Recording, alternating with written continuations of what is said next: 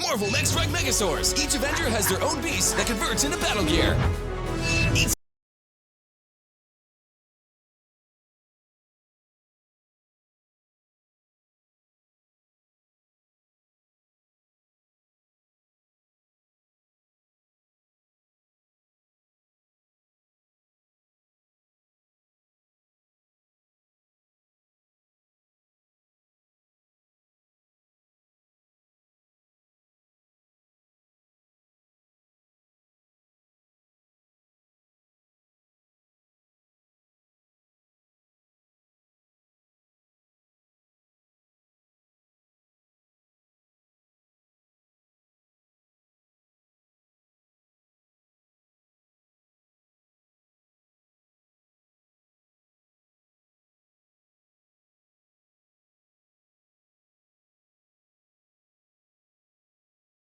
is wrong.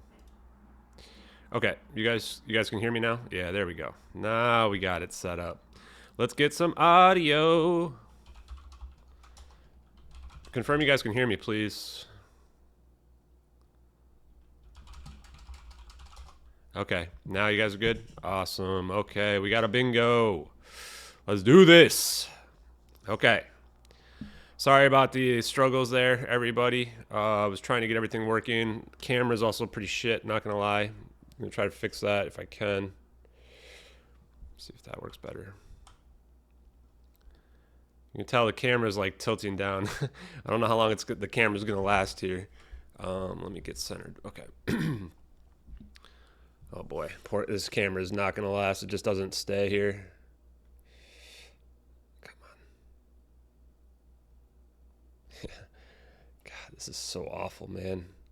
I went to the store and tried to find a new camera, and they're all this same crappy camera that just like you put on the top of your monitor that just falls right off. Okay, what I wanted to do here with you guys is go over the evidence, and I'm looking at the questions here in the chat to the best of my ability as well. I'm going to try to pop this out if I can. There we go. Okay, so I will follow the chat and try to answer any questions that you guys have in the chat. As you know, we were just a lot of Reddit's threads going on, everything like that. I can't keep up with everybody, and I can't keep up with even the Twitter. As you can see, I've got a million messages going on here at the same time as well. So it becomes too difficult at the moment. So what I'm going to do is go through some of the evidence with you guys, show the videos, answer whatever questions you guys want, and yeah, that sort of thing. So let's go ahead and start with the videos. So if you guys follow along at home, you can see we're at all my works here to date right now. So let's see, we got Intel, yeah.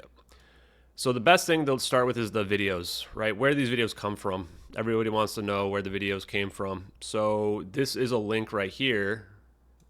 Oh, it's cutting out? Yeah, well, we'll have to deal with that. Unfortunately, I don't have a way to deal with it at the moment. Sound is choppy. I think that might be my internet connection. So if you guys want to wait a second, I can try to plug in, and then that will probably prevent that. Give me 1 second. Oh, it's fine for you guys? Okay, well, we're probably going to struggle through it. Okay, if you guys, if it's really bad, just let me know, okay? Let's go ahead and start with the videos. So these videos here are, let me sure you guys can see this. Yeah, okay. So if we look at these images here, these are where they come from, the first version. We can see that this is the Regicide Anon account. This is the Internet Archive that we found. Actually, that was the link I just clicked on. And this is just a screenshot from it. Now, this is some of the most damning evidence right off the bat, is that we can see the incident, the date that the Malaysian Airlines Flight 370 was disappeared was actually March 7th, 2014 is when it took off. And then the morning that they claimed that it was lost was March 8th. So this indicates that this person received this file 4 days after the event, which goes to show that that's a very, very narrow window. There's a lot of intention that we can glean from that, because when we look at this account had other content that they had put, like UFO content that was unrelated to this. So it's really unlikely that they would have been the one who is, directly involved with this for whatever reason. Yeah, and people are mentioning just refresh the stream if there's any issue. Now, the other thing, though, it says is published May 19th. So what we've gleaned from this is that just like us, when we're looking at these videos, the person that leaked them would have had a hard time understanding them to be real as well, and probably would have said, hey, you have to prove to me this is real. And that's the idea behind why it would have taken up to 6 weeks here, maybe even longer, for them to convince them. So that's the first clip from the first video. Now let's look at it. Here's the Internet Archive link right here. You can see this. So again, all of this information can be found in my all works. We're starting just right from the top. And we're just going to go through everything here until I get tired. So here's the actual video. You can see here's the information I was just copy pasting, right? And now let's watch this video. Now, if you have a problem pulling it up, realize you cannot pull up just the YouTube here. You have to pull up the archive link. The YouTube is gone. So looking at this, what we're looking at here is stereoscopic. Give me 1 second. I'm going to see if I can plug in. It might help the issue. Hold on. I'll be right back.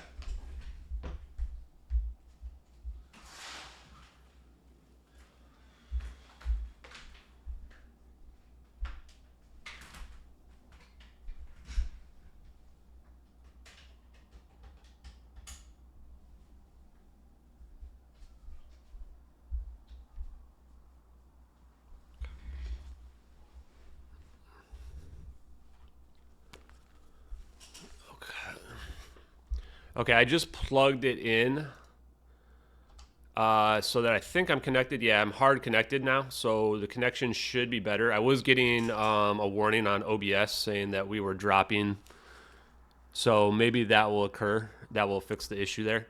So if you guys have problems, go ahead and reset the stream, refresh, and it should fix it. Feel free to put your questions in the chat. So we're looking at the oldest version here of the registered non-account. I'm going to pause it real quick because what I want to point out here is that we're looking at side-by-side video here. And when we're looking at this and it's scrunched down, it's very unusual. You'd wonder, why would you duplicate this? Right? It doesn't make any sense. But this is where we realize it's not duplicated. What we're looking at is actually two different cameras that are looking down to collect this data at the same time. And they're from slightly different angles. So I'll show you guys the proof after that. And notice this mouse that just came into the screen over here. When this mouse moves, it doesn't update these coordinates we see in the bottom left. These coordinates we see in the bottom left are not being updated by that mouse. They're being updated by some other analog that's coming into play here. And we can actually see, like right there very briefly, the mouse and the screen are moving. In fact, it looks like it might be like they're unlocking something and then they're moving the screen around, right? Because the mouse stays still and then they move the screen around. And that's why we think they're using this plural view 3D like mouse. Now, this first orb comes in. This is coming in at like Mach 3. This plane's going 150, 200 miles an hour. This orb's going 10 times faster than it. It's going at 2,000 miles an hour. Now, interestingly enough, it ricochets past it. It almost looks like some kind of homing device, right? It shoots past it, and then it comes back. And watch what it does over here. It kind of goes around the side of the plane. It doesn't stick right on top of the plane right away, like it's trying to figure out where the plane is. And then it homes in and locks in on the plane. Now, this second orb is really interesting. If you watch very closely, you can see the second orb right there, where it's coming down through the water, or across the water, and then it shoots up through the cloud. There it is. So watch that again. So the second orb is going to shoot across right here, right now. There it is. And there's shooting up through the cloud, and now it's connected to the first orb. And now the third one comes in from the side as well.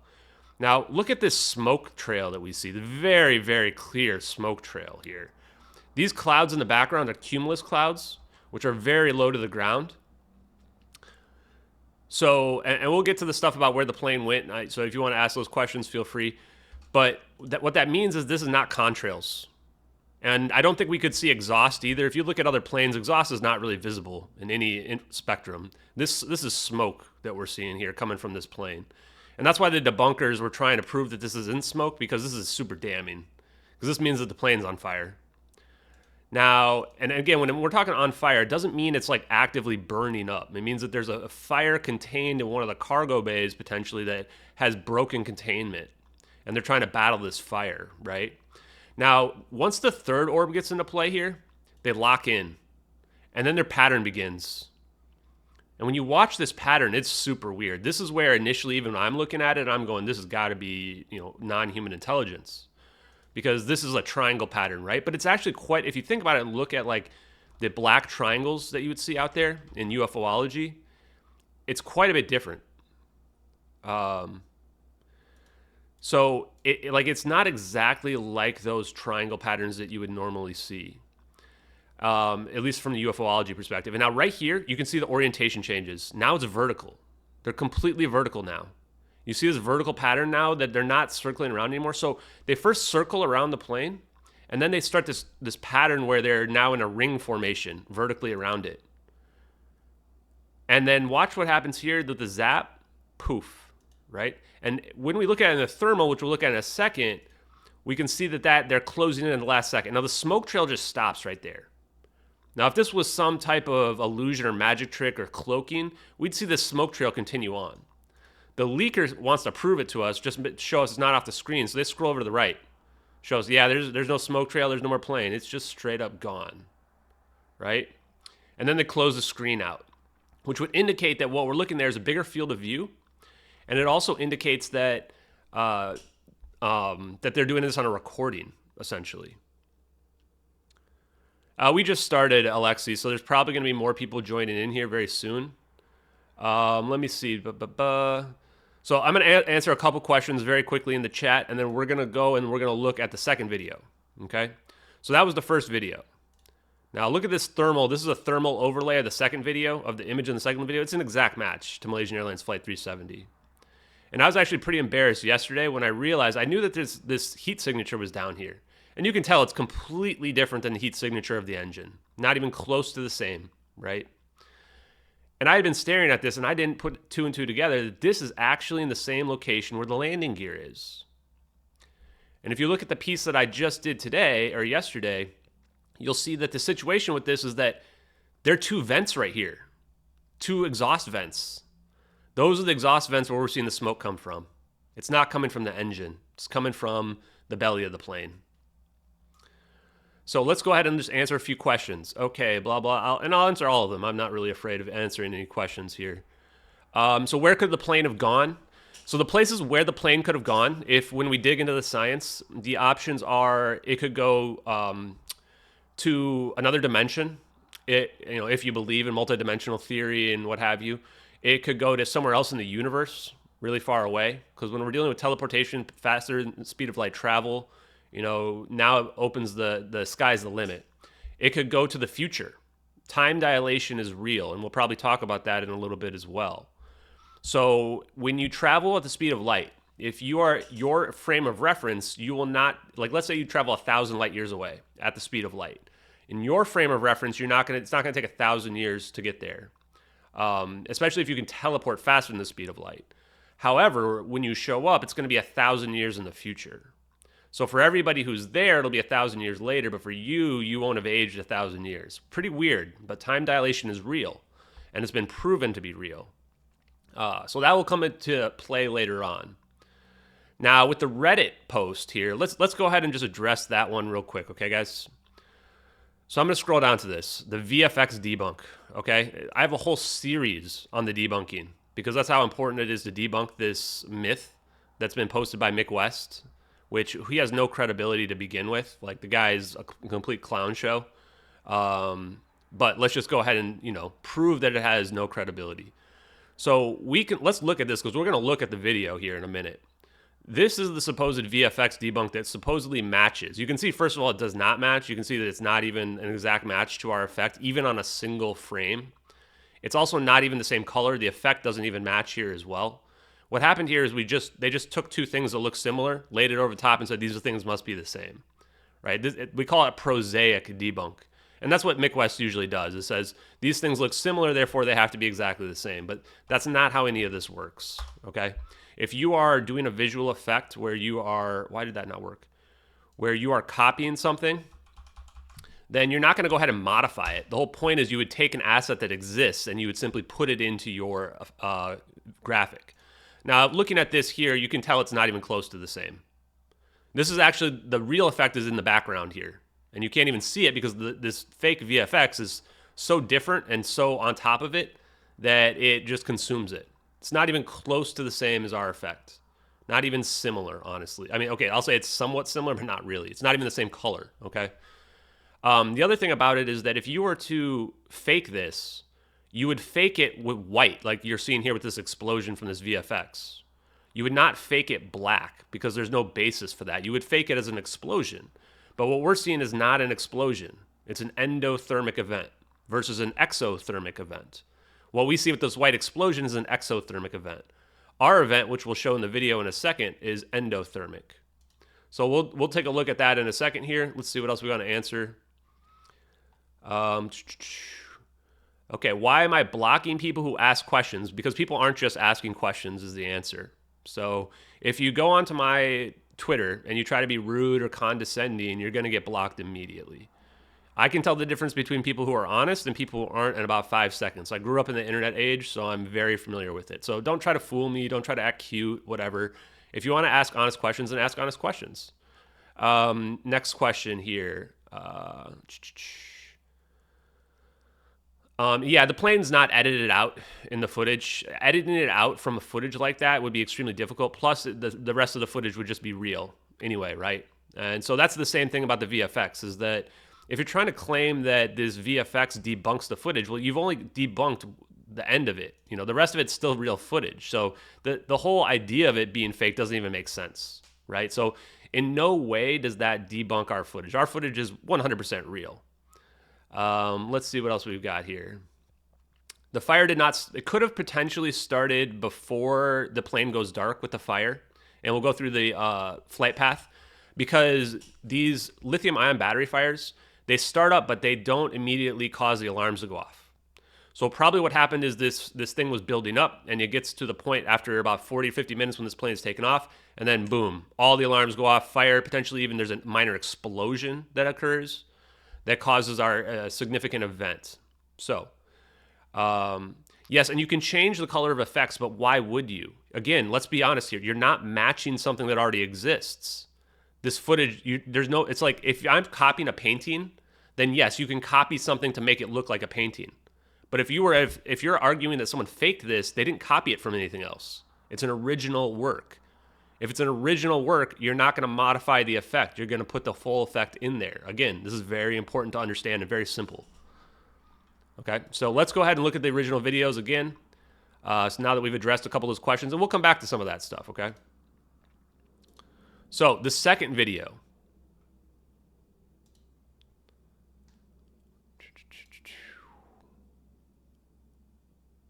Let's pull up the second video here. Come on, internet.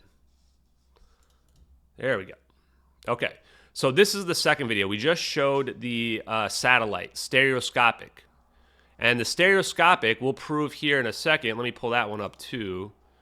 Stereoscopic, proof of stereoscopic. We're going to pull this one up and have this be up ready to go as well. Okay, so this is the drone. Okay, so here we're looking at an MQ-1C Gray Eagle. And the MQ-1C Gray Eagle, let's just pull that up. Let's do a new window. Oops. Let me see if I can get this.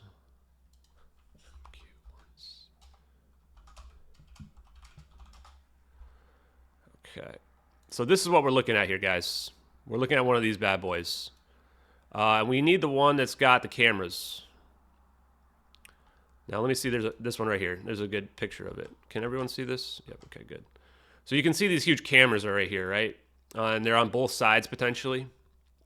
So let's go back and take a look here. So this is what we're looking at. We're looking at an MQ-1C Gray Eagle. And what we're looking at here is an advanced electro-IR camera, okay? So the electro-IR camera has been they've added a thermal layer to the top of it. So this actually indicates that the person that leaked this was knowledgeable about the systems as well.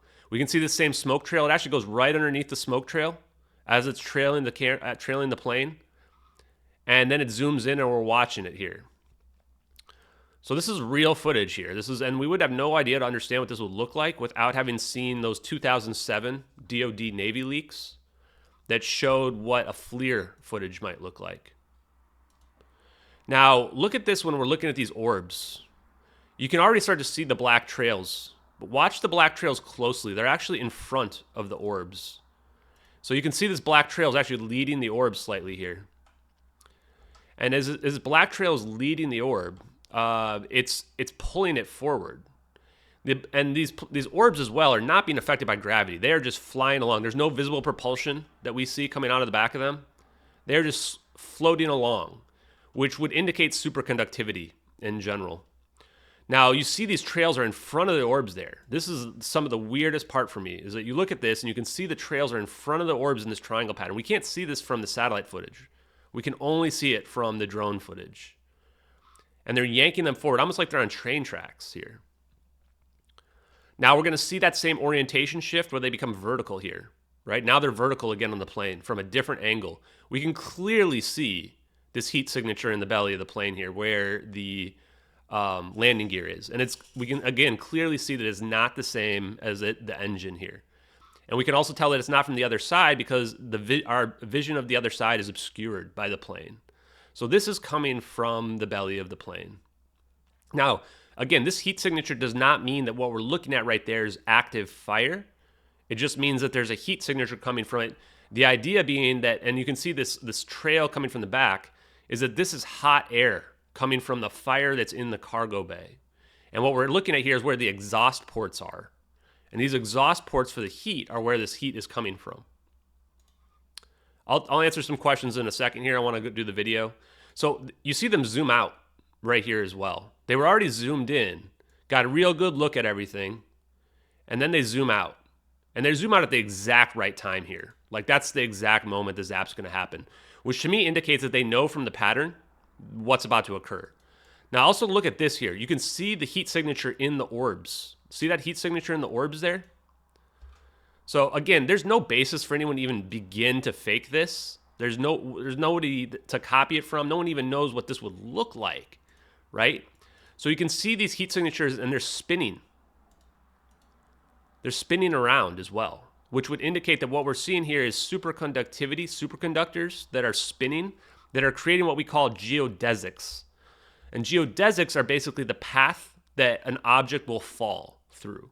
So think of it like gravity. And because it is essentially gravity, is that if you throw something in the air, it's going to follow the geodesics of space and time.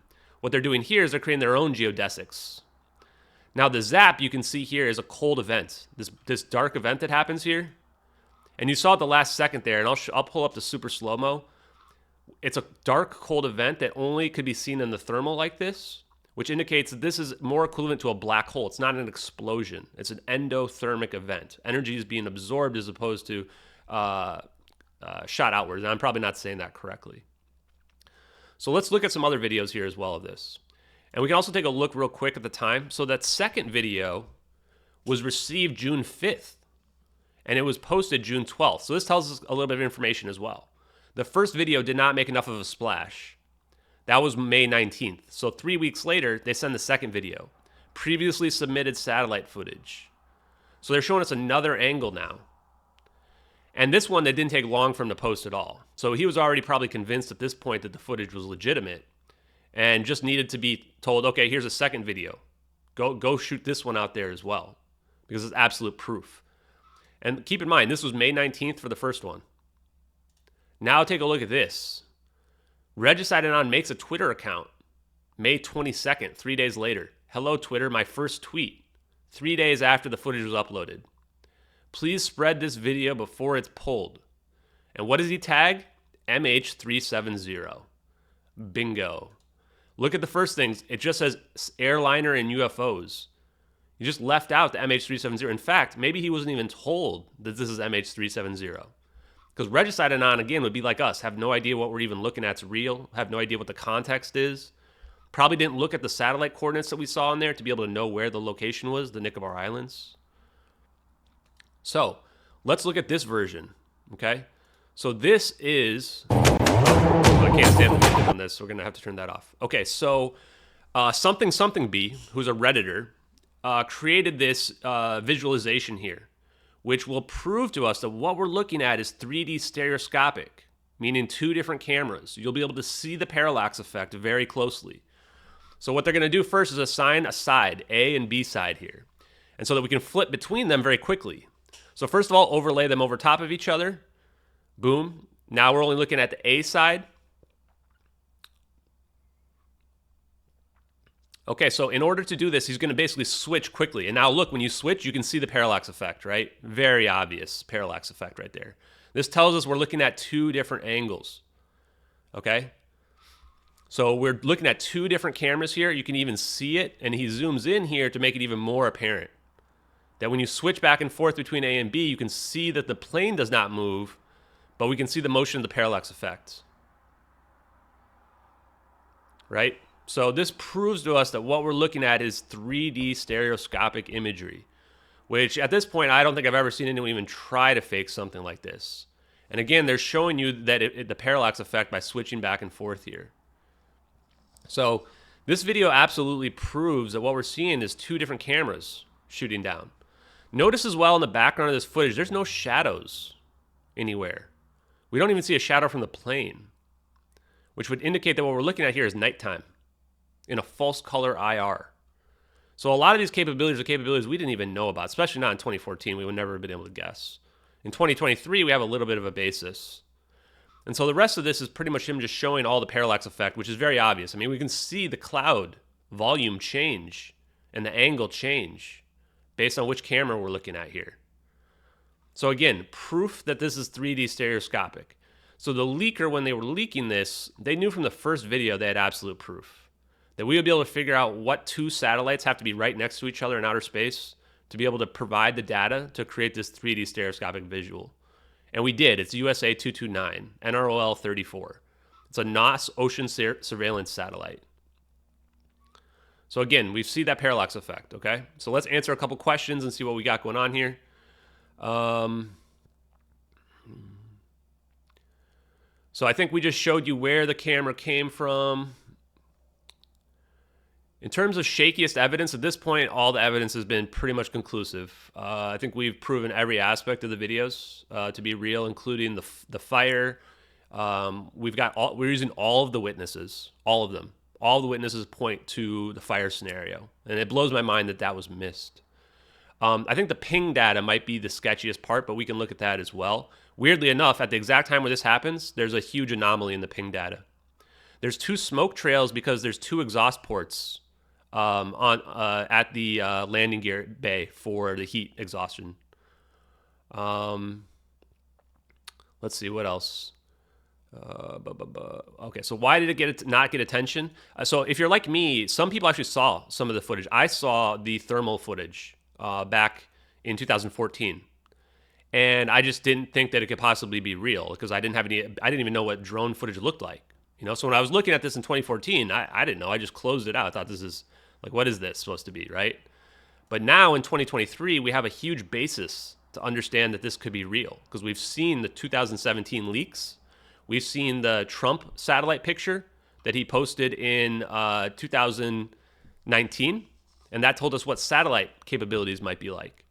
We know that superconductivity, if we are not at it, we're at the verge of it from a public perspective, looking at LK99. And I know that's very controversial for some people, but I strongly believe that we are at least on the verge of superconductivity, if not already there from the public perspective.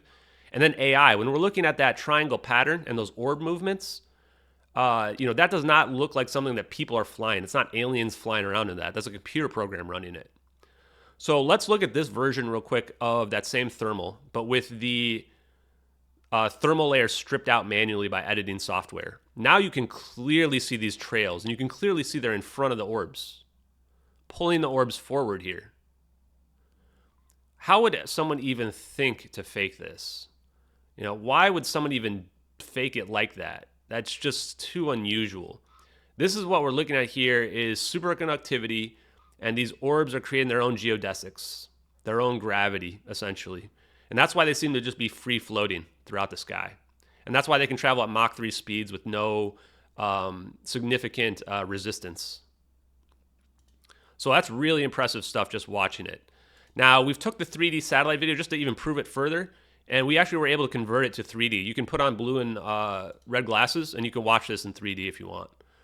And we actually were able to show that these are how the systems work. They actually do 3D when the intelligence people are watching this, tracking planes, because it gives them depth perception.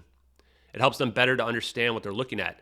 And they're looking at a much bigger field of view here. So they would see the drone. The drone's just cropped out a screen there at the beginning.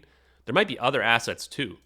So this is what the military uses when they are doing, battlefield awareness for, whatever operations they want to conduct. And this user here just cropped it out for the most part. It's hard to see here, but in the very bottom, there are some satellite coordinates as well.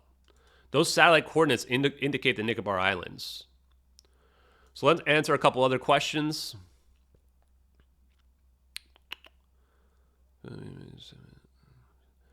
Yeah, so deployed to save the plane. We'll get to that. We'll get to the plane stuff and in terms of deployed to save the plane.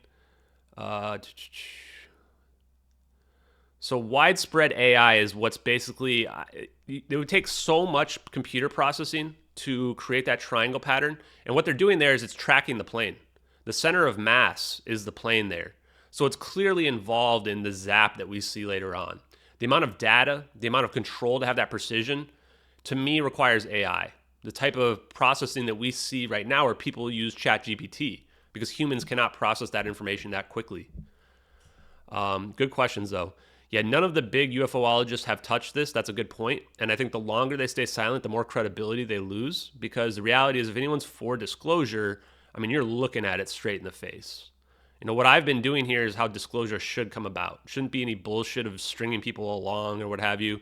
It should just be a matter of here's the information, I'm going to spread it far and wide, right? And here's the proof. I'm not going to make you go search for buried UFOs and other kind of nonsense like that.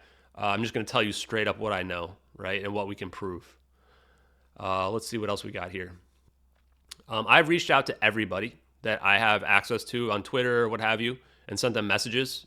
So far, none of the big people have replied at all. And again, like I said, the longer they stay quiet, the more credibility they lose, because why would they not be interested in this? Especially people that are like looking at all kinds of esoteric stuff, but for some reason they don't want to look at this. Oh, okay. We're looking at 3 orbs going around a plane here. Like, what more do you really, really want at this point from 2 different cameras that are the most advanced military cameras in the world for 2014? Metabunk, have they reopened the case? They're not going to reopen the case because they gave up. Most of the reason why they gave up is they confirmed so much of the videos to be real. We had somebody there confirm the satellite was correct. We had them confirm that the turn was accurate as well in Metabunk.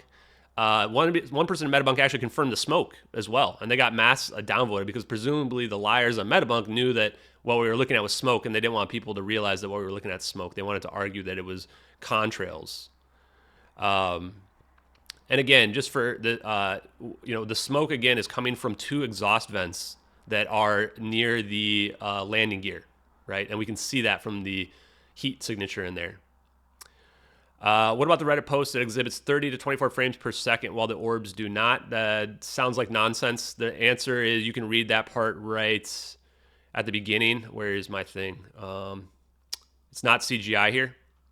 So how did we prove that it's real? This actually happened really early on. You can see that the date here's August 17th. This is 2 days before the videos were banned off of Reddit for being discussed. We already proved that they were real. And what this proof does is it proves that you can't debunk these with prosaic debunks by claiming this looks like this. Because what we proved is that the satellite footage is a Citrix session connected to the actual database. What that means is we're looking at real footage no matter what. So, and this is also pretty important. KCIMC, who's also a debunker, who actually connected on this, they were so upset that they put a disclaimer trying to claim that the videos are fake. That's how upset this user got, despite the fact that they helped prove it to be real. The zap is real too. The zap is accurately illuminating the clouds in the foreground and in the background. So this basically shows that what we're seeing from a zap effect here is also real as well. So that's a huge component to this whole thing. Because otherwise the government especially wants people to be convinced that somehow that the zap is not real, so that they can come out and say, yeah, this footage is real, and come up with some excuse for why they've been sitting on it, right? We're not going to let them do that. It's all real, unfortunately. Especially unfortunately people who don't want to believe. So without going through all of this here, what I'll say is that this kind of proves, if you want to go through all this digital forensic stuff here, there's a ton of stuff that it would have had to do to make this. And if this will then be corroborated by both the Marvel visual effects expert who we have on the record and the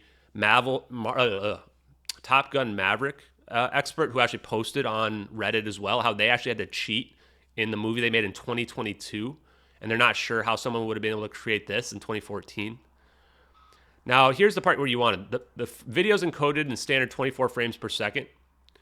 And the difference here, this is what proved it to be real, is that the background's 6 frames per second.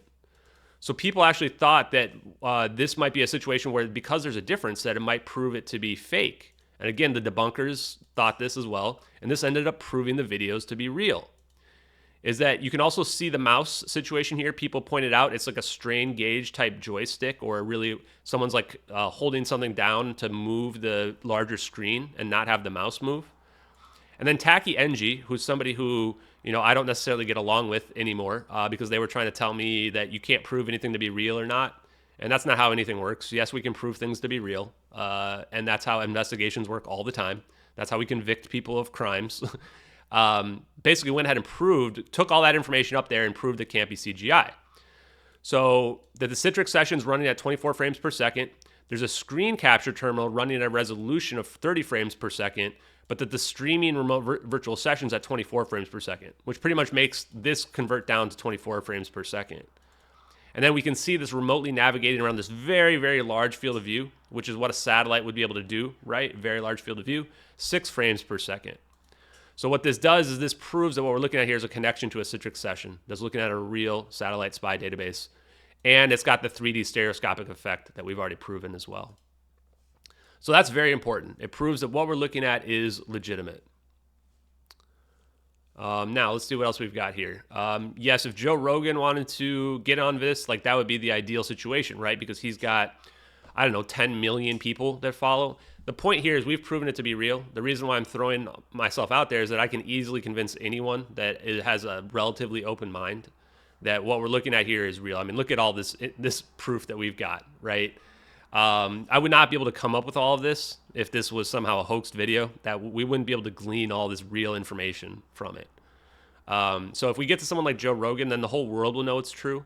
And the reason why I'm 100% convinced of that is I already went on the Confessionals, which was a small podcast. It's probably getting a lot bigger now. And I did my whole video appearance with them. And the response is overwhelming. Even people that were skeptics have come to me and said, wow, you were able to present the evidence in a way where it's damning. And so imagine we scale that up times 100, right? That video right now has over 120,000 views on YouTube. Imagine if we take that to Rogan, who would have millions. Everybody will know that the government lied. And I think that's probably why he might be afraid to push this, right? Like the government will actually push back on him for trying to expose this potentially. Maybe even try to deplatform him for it. Because what we're looking at here is this is most likely classified footage that the government has not officially declassified.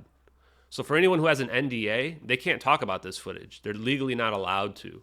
And that helps to explain why so many people are quiet on it. They're not legally allowed to talk about it. I don't have an NDA. And until somebody tells me this footage is real and I'm not allowed to talk about it, then I have no reason to not talk about it. So let's see what else we have on questions here. Yeah, so if for somebody to have faked this, because like a lot of people want to say, well, I could have made this, I could copy this, right? But again, there's nothing to copy it from. This is an original work. It's not like it was out there and somebody was recreating it. It's not out there at all. And the reason why it's not out there is because this is real classified footage. So good question on that one. Have I been threatened? No, I have not been threatened, although I have had a group of, an extremely coordinated group of people who have been trying to dox every aspect of my life to try to figure out how they can discredit me in whatever way. But I completely expected all of that. Everything I've done up until this point has been, measured from my respect, and I knew how this would play out. I saw people like Bob Lazar come out, and personally, I believe him. I don't know that he can prove his case, but I personally believe him. And I saw what they did to him, right? They just completely discredited him. And go ahead and refresh, by the way, if you guys are not able to see. So they discredited the hell out of him. So when I saw this proof and I realized that I have a security clearance, that makes it almost impossible for the government to discredit me. Not totally impossible. They'll try to find a way, right? And so that's part of the reason why I decided to be like the person who's the spokesperson for this.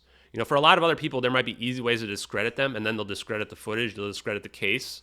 But for me, it's a lot more difficult. So what they've tried to do, there's been a literal coordinated group of at least 15 to 20 people, perhaps more, who've tried to go through every aspect of my social fingerprints, anything they can try to find to try to discredit me. They tried to use a GoFundMe. I addressed that. They've tried to claim that I'm harassing family members, which is total nonsense as well. So these people are coordinated, and their whole goal is to try to discredit me, which goes to show their intentions, right? They're not trying to discredit the evidence. They're trying to discredit me personally. But I have not been threatened, and I haven't been afraid of the government since the first week. After I started getting the evidence out there to a wide audience, I realized that if they did do something to me, then it's just going to prove everything to be real. And that's still true now as well. But even if something did happen to me, I would not be, I would have no regrets. This to me, looking at this and what this all implies, is absolutely worth my life for anything that anyone would try to do to me. Yes, it looks like a targeting system. I agree. Buffer not working. I try to fix that, but again, I'm not great at this stuff, so we might just have to try to make do for this stream right now. Yeah, so a lot of people want to think that what we're looking at is non-human intelligence. So let me pull up another video here again. Let's look at, this is, I think, the higher version of the higher quality of the satellite one. So this is the one that doesn't show the 3D stereoscopic. Oh, that is the 3D stereoscopic one. Let's see. Wait, why is this not working? Okay, well, we'll just look at this one again. So a lot of people, when we look at this, want to think this has got to be aliens, right? But bad news, guys, it's not. They're filming this before these orbs even show up. So they either got really, really lucky, or this is just a U.S. military operation. And again, what we're looking at here, there aren't little aliens flying around in these orbs. These orbs are actually likely having what we're seeing as an orb is possibly just an energy field around them. These are not the same as the metallic orbs you guys are seeing in UFOlogy. These are different. What this is some type of probably very small device that has an energy field around it that's allowing it to float freely throughout this air. Now, it is a trick, because when you look at it, you see this triangle pattern. Everyone thinks that because we see that triangle pattern so often, and I think that when we do see that triangle pattern, when we see that out in UFOlogy, you kind of see them blink in and out and all these videos, and I've seen a lot of those videos. That's not like what's going on here. This is a targeting system that we're seeing here. And the pattern is too exact to have anybody flying this, non-human intelligence or not. So what all the evidence points to is that this is actually an operation. And again, the fact that it's a fire, and we've proven that it's a fire, also indicates it's an operation.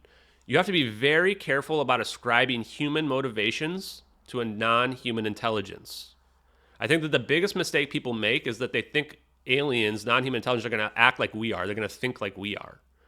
If a being was evolved on a different planet, there's no reason to believe it's even going to have like a conscience and believe in morality, right? So this idea that these benevolent beings are coming down to save the plane, there's no basis for it.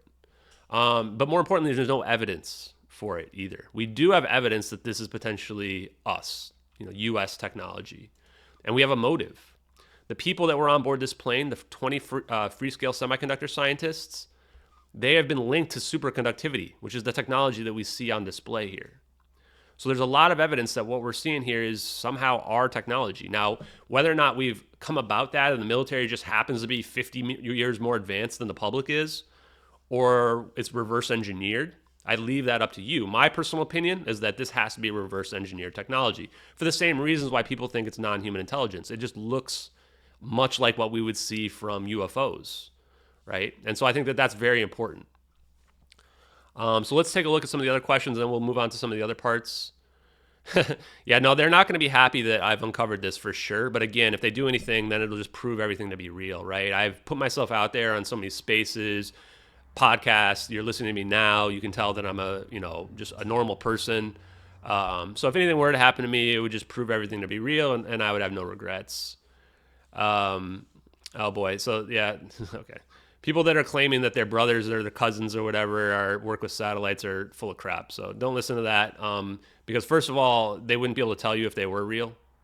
This is classified information. They literally cannot tell you that. If they told you that what they were looking at was real, they would be arrested just like Edward Lynn was. So Be careful of people who are lying, especially in our chat, on Reddit, etc.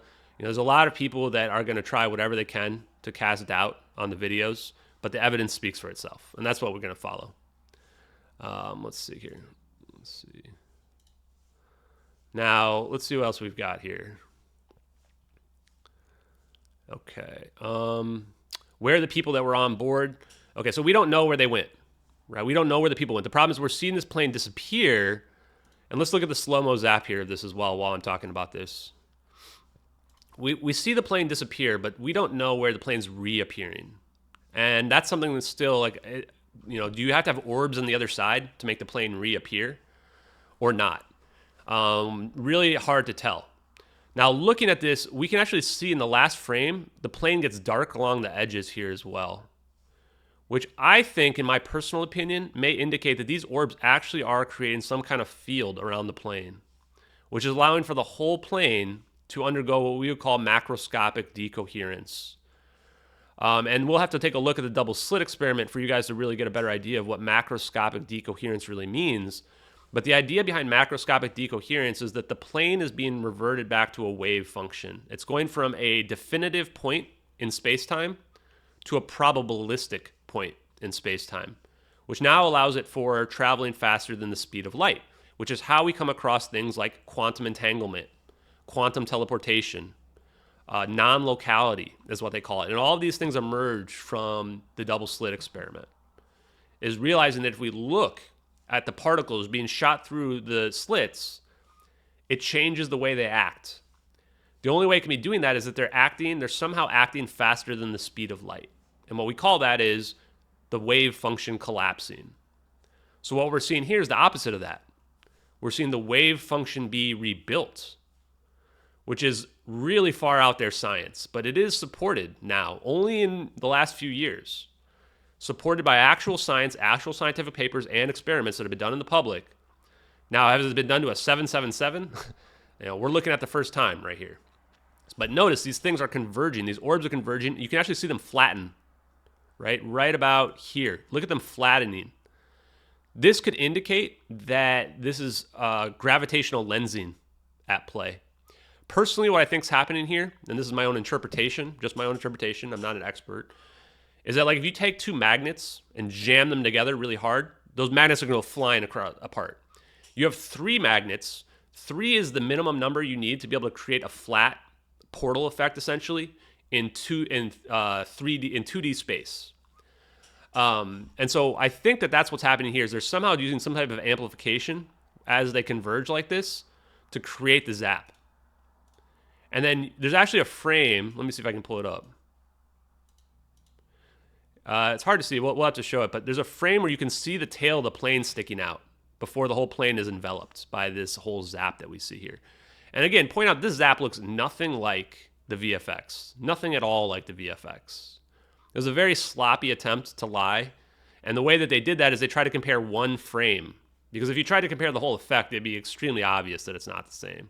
So it's extremely disingenuous attempts to debunk the footage. Let's see what else we've got here. Yeah, so if it's superconductors, what are they doing? It's basically teleportation. In layman's terms, what we're seeing is teleportation. And again, it's rebuilding the wave function. And that rebuilding of the wave function now gives the plane a probabilistic point in space-time. And that's what allows what we would see as teleportation. Now, if you want to be really detailed, what's happening is the plane is somehow being converted to a Bose-Einstein condensate. The idea behind that is it's going from fermions, which fermions are, everything you see is basically made of fermions. And the reason why we would see something like this cup here is that all the fermions have to be in different places in space and time. But bosons don't have that requirement. Bosons can be scrunched down into a single point. And that's why we have things like lasers, okay? And so if we have a laser, those are bosons. So there was actually a YouTube video that was posted by Anton recently that proved that you can convert fermions to bosons. Now, only certain elements are supposedly able to do that, but I think the science we're seeing here is now showing there's another way to do that, where you can do it at a macroscopic level. And that's what we'll be digging into more. Let's see what else we've got here. The vacuum force of the orbiting objects. I can't speak too much about that and the twister and the spinner effect that we're seeing there. I think a lot of people have mentioned that's a toroidal, I'm probably saying that wrong, effect. But you know, I'm just an amateur when it comes to physics. I'm learning a lot, but I'm certainly not an expert, especially when it comes to stuff like math and mathematical proofs. I do have links to some of my mathematical proofs. I do, and we can look at those later. But you know, I'm not an expert at those. I won't be going anything psychic related or anything remote viewing. That's not where I'm at personally in my, kind of life at this point. There's not any way where you could even really, link that directly evidence-wise to our case. So you have to be very careful, because how do you determine whether or not someone's telling the truth or whether they're just making up a story, right? It comes down to belief, and I'm not into belief. What I'm into is hard evidence and stuff that we can see and we can confirm. In terms of contacting Edward Lynn, I don't really want to speak too much about that. I don't think we should be trying to harass anyone like that. And Matt, keep in mind, this person took a plea deal. They're likely legally not allowed to talk about the videos, okay? So if we were to bug them, we're putting them in legal jeopardy. So we do not want to be harassing them in general. Although what I would say is that if Edward Lynn's out there and can find a safe way to get information out, then he should, because as we can see here, we've already uncovered everything, and we need to get this guy a presidential pardon. Okay. Let's see what else we've got here. Yeah, and just to be clear, this is not conjecture. This is hard evidence that we're looking at here. This is proof. Okay. This is not conjecture in any way, shape, or form.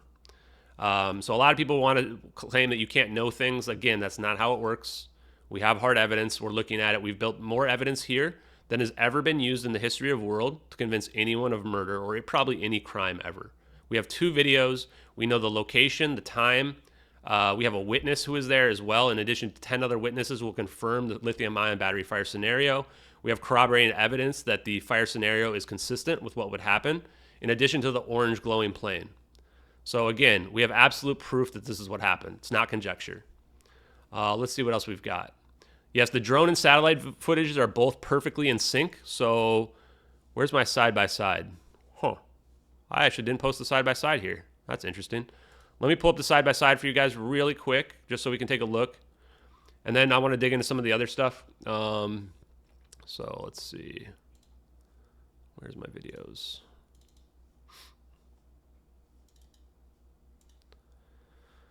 Let's see, is this one going to work? Oh yeah, okay. So you guys should be able to see this now. So this will let you see that what we're looking at here is perfectly in sync with one another.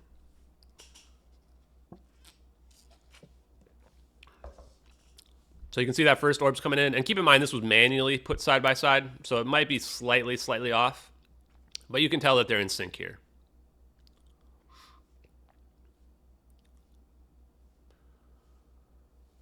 I mean, the formation here is just so weird watching it, right? And you can tell these things are not being affected by gravity. They're free floating throughout space. You can see them again, the heat signature, you can see spinning on their axis there. You can see that heat signature spinning on these orbs. And now they've got this vertical orientation, getting ready for the teleportation, and boom, zap, okay? So these videos are incredible. I've probably watched them 1,000 times, maybe more. I recommend you guys watch them a few more times as well if you want. Now let me answer a few more questions, and then I want to look into some more stuff here.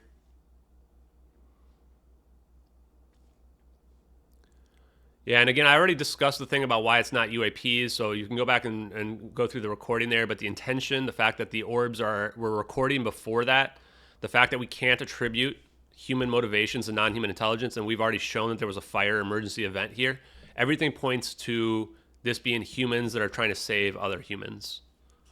And there's just simply no evidence that what we're looking at here is non-human intelligence for any reason. We can actually explain all the science behind it as well. So we don't need non-human intelligent explanations for this, and I prefer simpler explanations. So if people think that there's a non-human intelligence and they want to try to prove that, feel free, right? I've put all the evidence out there. So use whatever evidence you think would confirm that and make the case for it. Absolutely, go for it. I want people to be able to believe whatever they want to believe. And if people want to come up with other stories, please go ahead. One of the criticisms too is, why are we always hearing from Ashton? Well, I'm literally the only person who's pushing the evidence forward, pushing the case forward, and building a story. If other people want to do that, I've always been open that they should do that. And I put all the evidence out there publicly, so you can use the evidence that I put out there to come up with your own story if you want as well. But keep in mind that my story is my story for how this works out. So don't steal my story. You can support my story, but come up with your own story if you want, especially the debunkers. Now keep in mind, to debunk this, you now have to come up with a story where somehow Regicide Anon was involved in faking this video. Because otherwise, why would they put that the received date is March 12th, 2014, right? The only reason why they would do that is if it's just legit, that's when they got it. You have to come up with a reason for why they would lie about that. Otherwise, your time to make the videos is 4 days, which no one will, everyone will agree 4 days is not enough time to even barely begin making these.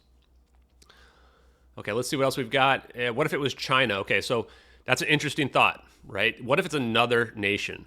The problem is kind of the same with the non-human intelligence. There's just no evidence for it.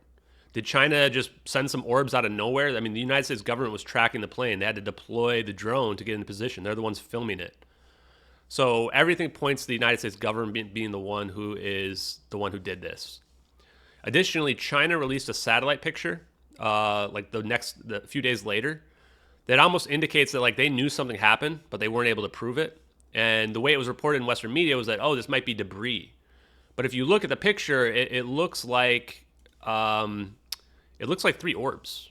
So I'm just going to right now quickly Google satellite China MH370. That's all you have to Google, and you'll get the picture. And then I'm just going to press images, and I'm going to go ahead and try to link it up here for us. Okay, let me see. Did that show up? Yeah. Okay. Now look at this. I mean, does this look like debris? Look at that. That looks like 3 orbs to me. I mean, so maybe this is, maybe this isn't. I tried to look and see if this cloud pattern matches. It's really hard to tell. But to me, this is China going, we don't have high definition like you do, but we know you did something to this plane. That's what it tells me when I look at this. Now, back in 2014, I had no idea why they were showing this picture. But now with retrospect and knowing what we know about the footage, it makes me think that they did know something. Okay, so good questions there. Let's see what other questions we got, because I want to focus on the questions, and then but I do want to kind of go through some more of this stuff. In terms of covert organizations, the Wakanda theory, as I like to call it, there's just not any evidence for why there would be, this other secretly super advanced organization that's doing this, right? That's why I call the Wakanda theory. There's another organization that's out there. I mean, they're taking a huge risk to do this. So same question applies. Why are they doing this, right? And the United States government has a reason. They could either be trying to prevent these scientists from going to China, or like we've proven with the fire scenario, more likely they are simply trying to save these scientists. They're probably linked directly to the technology that we see. The whisper data. The whisper data is basically nonsense. What the whisper data tried to do is take the satellite pings that they know and then try to plan a route out, right? So first of all, if the satellite pings aren't accurate, then the whisper route data is automatically meaningless. The problem with whisper route data is it's like trying to follow somebody with a white shirt, but everybody's got white shirts in a crowd. So you're going to get lost right away. I looked through all 300 pages of the whisper route, and there's stuff in there to make no sense whatsoever. It has the plane like hugging the coast of Indonesia. You're not on the ground. You're not in a boat. It doesn't make any sense why a plane would be hugging the coast. That's not how it works. It also has the plane doing a weird cutback, looking to see if anyone's behind it. This isn't a spy movie. You can't figure that out from looking at pings that the plane's looking to see if someone's behind it. And then probably the weirdest thing the whisper data has the plane in a holding pattern for like 25 minutes in the South Indian Ocean. That makes no sense at all, given the story of pilot suicide. Oh, he just decided to fly for 6 hours, then do a holding pattern for a little bit. Like, what? What was really happening there is they had no data points, so they just came up with fake stuff to try to make it make sense.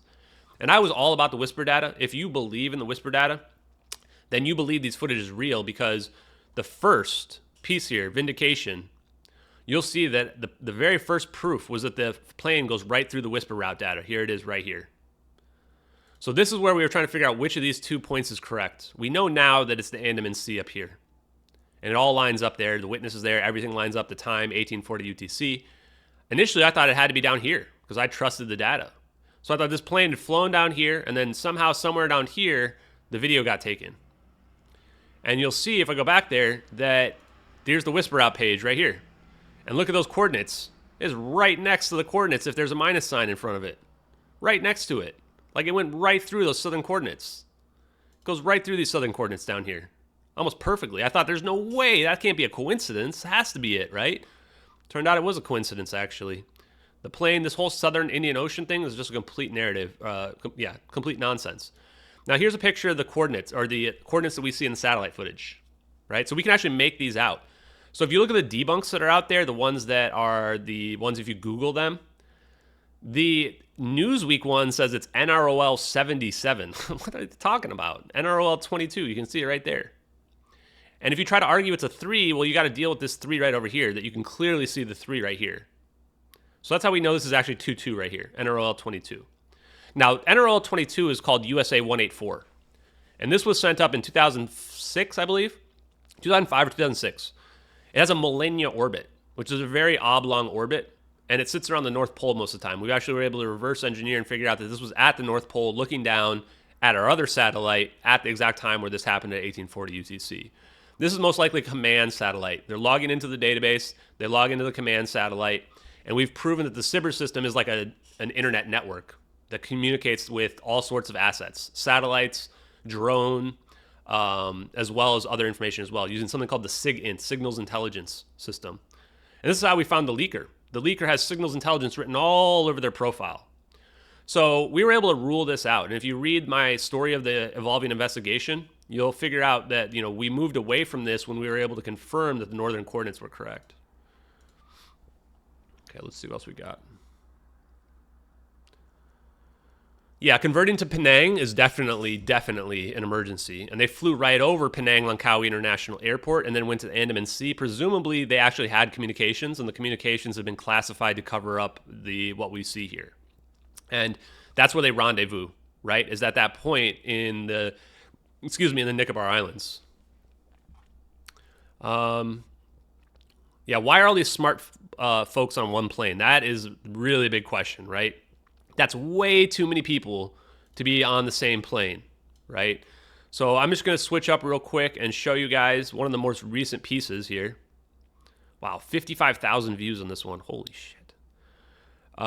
So one of the ones I did yesterday, there's 2 important pieces. And one of them is this one called Freescale Superconductors. Okay, so this, I call it Freescale Superconductors. I'm being coy there, right? Freescale Semiconductors. They had 20 people on the plane. This is way too many people. Most companies have like a rule. You can only have 3 or 4 people on the same plane, just for incidents like this, right? And you can see these were people that had a lot of technical background and experience, top quality engineers that we're dealing with here. This is a big deal to lose these people.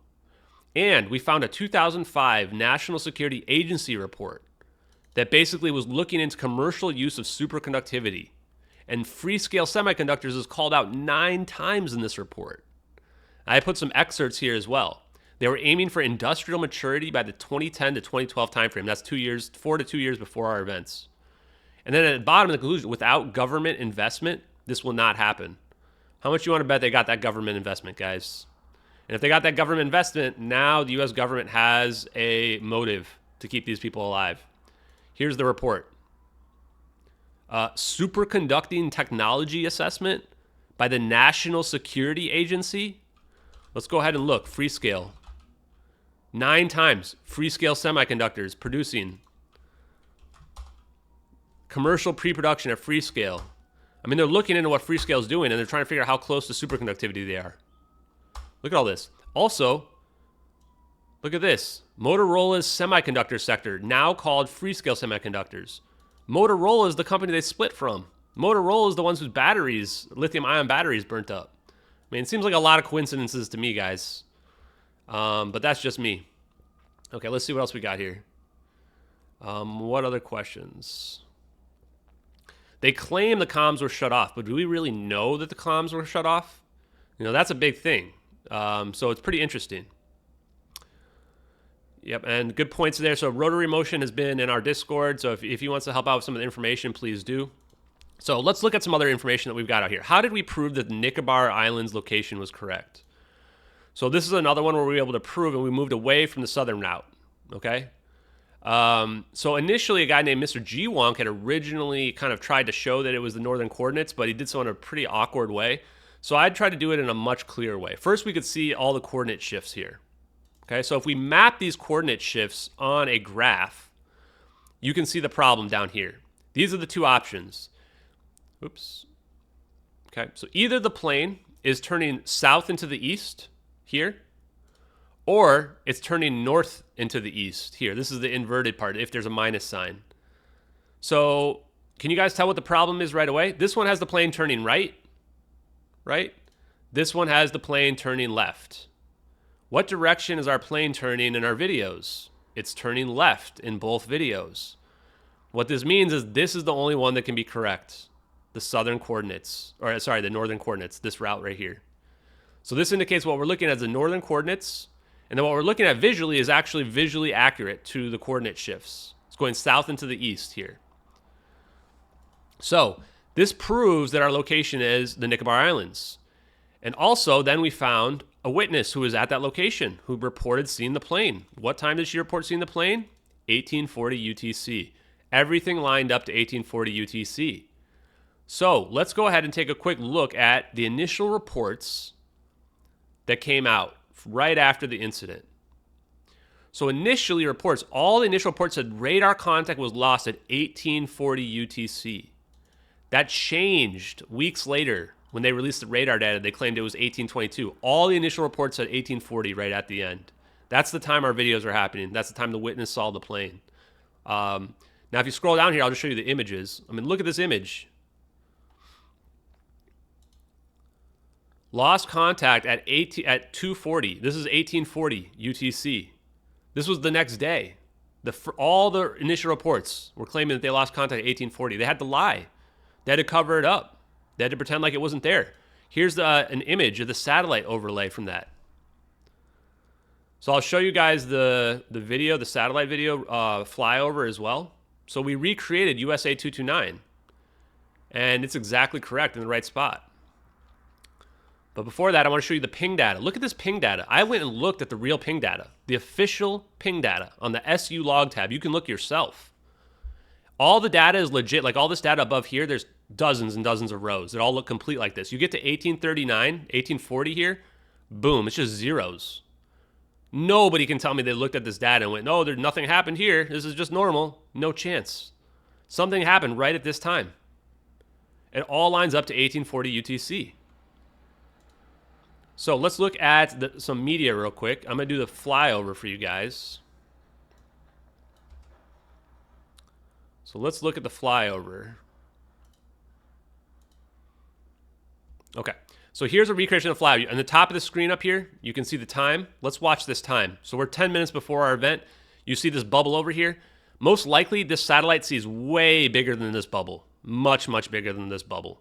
Okay? This is just, I think we made it 1,000 kilometers. This probably sees many thousands of kilometers because it can see a very wide field of view. Notice there's these two satellites. USA 229 has two satellites that can create that stereoscopic effect that we see. So our satellites are floating along here. 1835. And now we're going to hit 1840 right in about 1 minute here, or 1839, that moment, like right here. So we're getting there, and we're looking right down at our point. At the same time that ping data happens, right here. Boom. There it is. Smoking gun right here. You're staring at it, folks. Satellites were in the exact right location to pull the data that they need to be able to build the satellite video that we see 3D stereoscopic. We're staring right at the coordinates. Now, the plane is actually probably slightly outside this bubble, and that's why this bubble, the battlefield's view, is much bigger. The plane's probably right here where my mouse is. This is where Kate T's boat is. And so she sees the plane going right around her. So it's right about here, probably. And the other thing, too, about this is I want to show you the SIBRS system. So people will say, well, why is there not more apparent movement? You know, if this satellite's moving that quickly, you know, how are they cheating it to make it look like it's kind of like more stationary than it really is? We found that out, too. SIBRS mission. I love this SIBRS video. This is like my favorite video. Global persistent infrared surveillance continues to be a critical national security space mission. The Cold War focus on strategic ICBM this is what they're doing all the time on the globe. So these outside ones, these are geostationary satellites. These ones are super far away. So I'm just going to pause it right here. These are geostationary. These are 40,000 kilometers away. These are your Millennia orbit ones with these oblong orbits. They're our command satellites. And then you have the low Earth orbit ones that aren't really present here, that are ones that we see that are low Earth, that like our USA's 229. And look at them scanning. Look at the huge field of view that they can scan. systems has expanded. So what they're doing here is they're include short scanning this and information, mid-range and then they're ballistic building missile threats. what is essentially The like a Defense Google Support Earth Program maintains that the is legacy 3D, Cold War monitoring 3D to warn of stereoscopic in ICBM some missile cases, launches against where they the can then US. track The missiles, replacement program planes, is the boats, space-based anything they infrared want in a system, huge battlefield or awareness. which is already provided to infrared So look at sensor this. I think this payloads was in actually, highly I think this elliptical video is kind of orbits, or old in general. The SIBIRS But look at what they're program doing is here. also They're just deploying doing multiple IR spacecraft video into scanning of the whole planet. geosynchronous Earth orbit, or GEO. So this explains everything Each about our has two satellite video. independent Exactly why it infrared looks the way that it sensors. does, One is a how they're able to scanner get it so that dedicated it to does, missile you warning remove the and full atmospheric Earth interference. monitoring. They're using the The SIBIRS other system. sensor is a They're basically using a taskable computer steroid program that that's can taking the focus data on from the selected satellites regions. and putting it Each together. pair of sensors I mean, look at act this. simultaneously and independently This is of just each other, amazing. I providing mean, a it's scary robust, because this was 9 years testable ago. So infrared platform. every time I walk outside now, I'm like, SIBIRS might as well is the wave up to the nation's satellite. next They can be generation watching you. And here's the thing. infrared surveillance. They can pull back the video The recording program has anytime they already want. proven They its don't have to be value actively with looking at you. successful They HEO can be like, hey, what was payloads Ashton on doing, orbit. last With week? deployment of the And GEO they just pull up the spacecraft, location and just be SIBIRS will looking be at an me. unprecedented Right? resource Look at this. This for is the full nation's scanning of the global, whole globe. taskable, and persistent And this was whenever they infrared set this up monitoring center. many times, many years ago. So we think that that system went online back in 2005. Or pretty early on, 2005, that type of time frame. And so that's our smoking gun right there, is the USA 229 flyover that we saw. Okay. So let me see what else we got here. Let's see. They're not contrails again, guys. We're looking at smoke. Okay.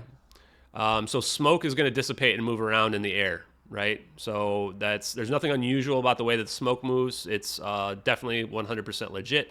Some people try to claim that there's some sort of weird jitteriness, and that's due to the fact that if you use editing software to stabilize this, then you're gonna have artifacts happen, and that's what occurred with the jittery motion. Is people use stabilizing software, and then they try to claim that that debunks it. You can look at it like we've just looked at it 3 times. There's nothing that's unusual in those videos. And again, we've already proven it's a Citrix session logged in. So prosaic debunks don't work. There's no such thing as it doesn't look good enough to me. We've already proven it's a real Citrix session logged in.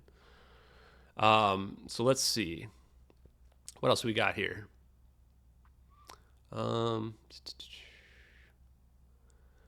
Radar range on Diego Garcia. Good question. It's been reported that Diego Garcia has radar range of 3,000 miles. What that would mean is that they could track this plane easily from the point it took off, the whole route, right? So that's another reason why there's no chance that they weren't tracking this plane. Even before I saw these videos, I knew the U.S. government had to know more about it, okay? Let me see. Now, okay, let's talk real quickly about why this plane did not crash into the South Indian Ocean, okay? And do I have that? I think this one will have the information on there. So this plane, objectively, I'm going to state this as a statement of fact, did not crash into the South Indian Ocean. So the first reasons right here, the SOSUS system, which is the system that heard the Titan sub pop, and the Navy lied about it for 5 days while on CNN you're watching oxygen counters go down, and then after 5 days later said, oh yeah, we heard it pop, immediately. The SOSUS system would have heard this. If they're detecting a tiny sub pop near the Titanic, they're going to detect a 777 crashing into the ocean, guys. So they would have heard it. They would have known right away where it happened and when it happened. It would have been no question, and we would have found it right away. You also cannot have a no debris field for a 777 crashing into the ocean. 777 crashing into the ocean, there's going to be bodies everywhere, luggage everywhere, pieces of the plane everywhere. We would have seen it the next day from our satellites and various other things. Remember that Wagner Russia guy's jet? He had a tiny private jet. They had the debris field the next day on satellite imagery, okay? So they definitely were going to catch a 777 crashing into the ocean. Not possible for it to not leave a debris field. SOSUS system doesn't detect it. Now, I said the wrong system here. JORN is actually the radar system in Australia. The radar system in Australia, though, should have seen the plane if it went into the South Indian Ocean. They didn't see it either. Indonesia also had a radar system that should have seen the plane, also did not see it. Western Australia has hydrophones, and so does Diego Garcia. None of these heard any type of impact into the ocean. So again, completely impossible for this plane to have crashed into the South Indian Ocean. They would have detected it on radar. They would have detected it on two different hydrophone systems, and the SOSUS system would have detected it. Not just that, there was 19 family members that claimed that they could call the cell phones of the passengers. 19, not 1 or 2, 19, okay? So let's go to this one. Proof that the satellite, and one person proved it right here. They're calling the phone. This is a recording of them proving it. The phone's ringing in this. This is a Chinese-only reported news station. They're calling their passenger phone and it's ringing. You know, that doesn't work. You guys want to test it out? Go ahead and have somebody turn off their phone and give it a call. It does not ring. CNN tried to have some expert come on and claim that this could happen. Yeah, go ahead and prove it, okay? Total bullshit. If a phone is underwater for even like, I think 30 minutes or so, especially in salt water, it's going to die. And I believe after it goes underneath like a couple feet of water, you're not going to be able to get a signal. Plus, I actually have images of how far the satellite or the cell phone towers extend. They don't extend down to the South Indian Ocean. So there's no chance that you would be able to call phones like this if they're in the bottom of the ocean, and especially not 19 of them. And they signed a statement. So if you go down here, 19 families signed a joint statement confirming they were able to make phone calls that were connecting to the missing passengers without an answer. That's a lot of phones calling, guys. Why would they not look into this? You'd be able to trace this and confirm that this is real, right? So the fact they didn't look into this, super sketchy. And again, it all points to the same thing, the cover-up, right? Okay, good question. Let's see what else we've got here. Sorry, I don't know what program you're talking about. The orange lights flashing around taking pictures. Oh, yeah, so the large scans, yeah, probably those large scans are more generalized, the ones that are super far out from that SIBR system compared to the low Earth orbit ones, right? We're probably much higher quality. That's probably how we're getting that 3D stereoscopic visuals from those low Earth orbit USA 229s that are going down very low. Now, since then, they've added a lot more. So let me show you guys this as well. And this is how we were able to find out naval ocean surveillance. So if you Google nation ocean surveillance satellite, I'll go ahead and pull this up. I was trying to figure out what satellites it could be while people were modeling them. And so we were kind of working in tandem to figure out which satellites this could be, because I knew that we'd be able to figure out the satellite situation. I didn't know we'd be able to figure out as much as we did. So you can find about these naval ocean surveillance satellites. And what are they used for? Electronic transmissions from ships. And they're in low Earth orbit here. Cluster satellites.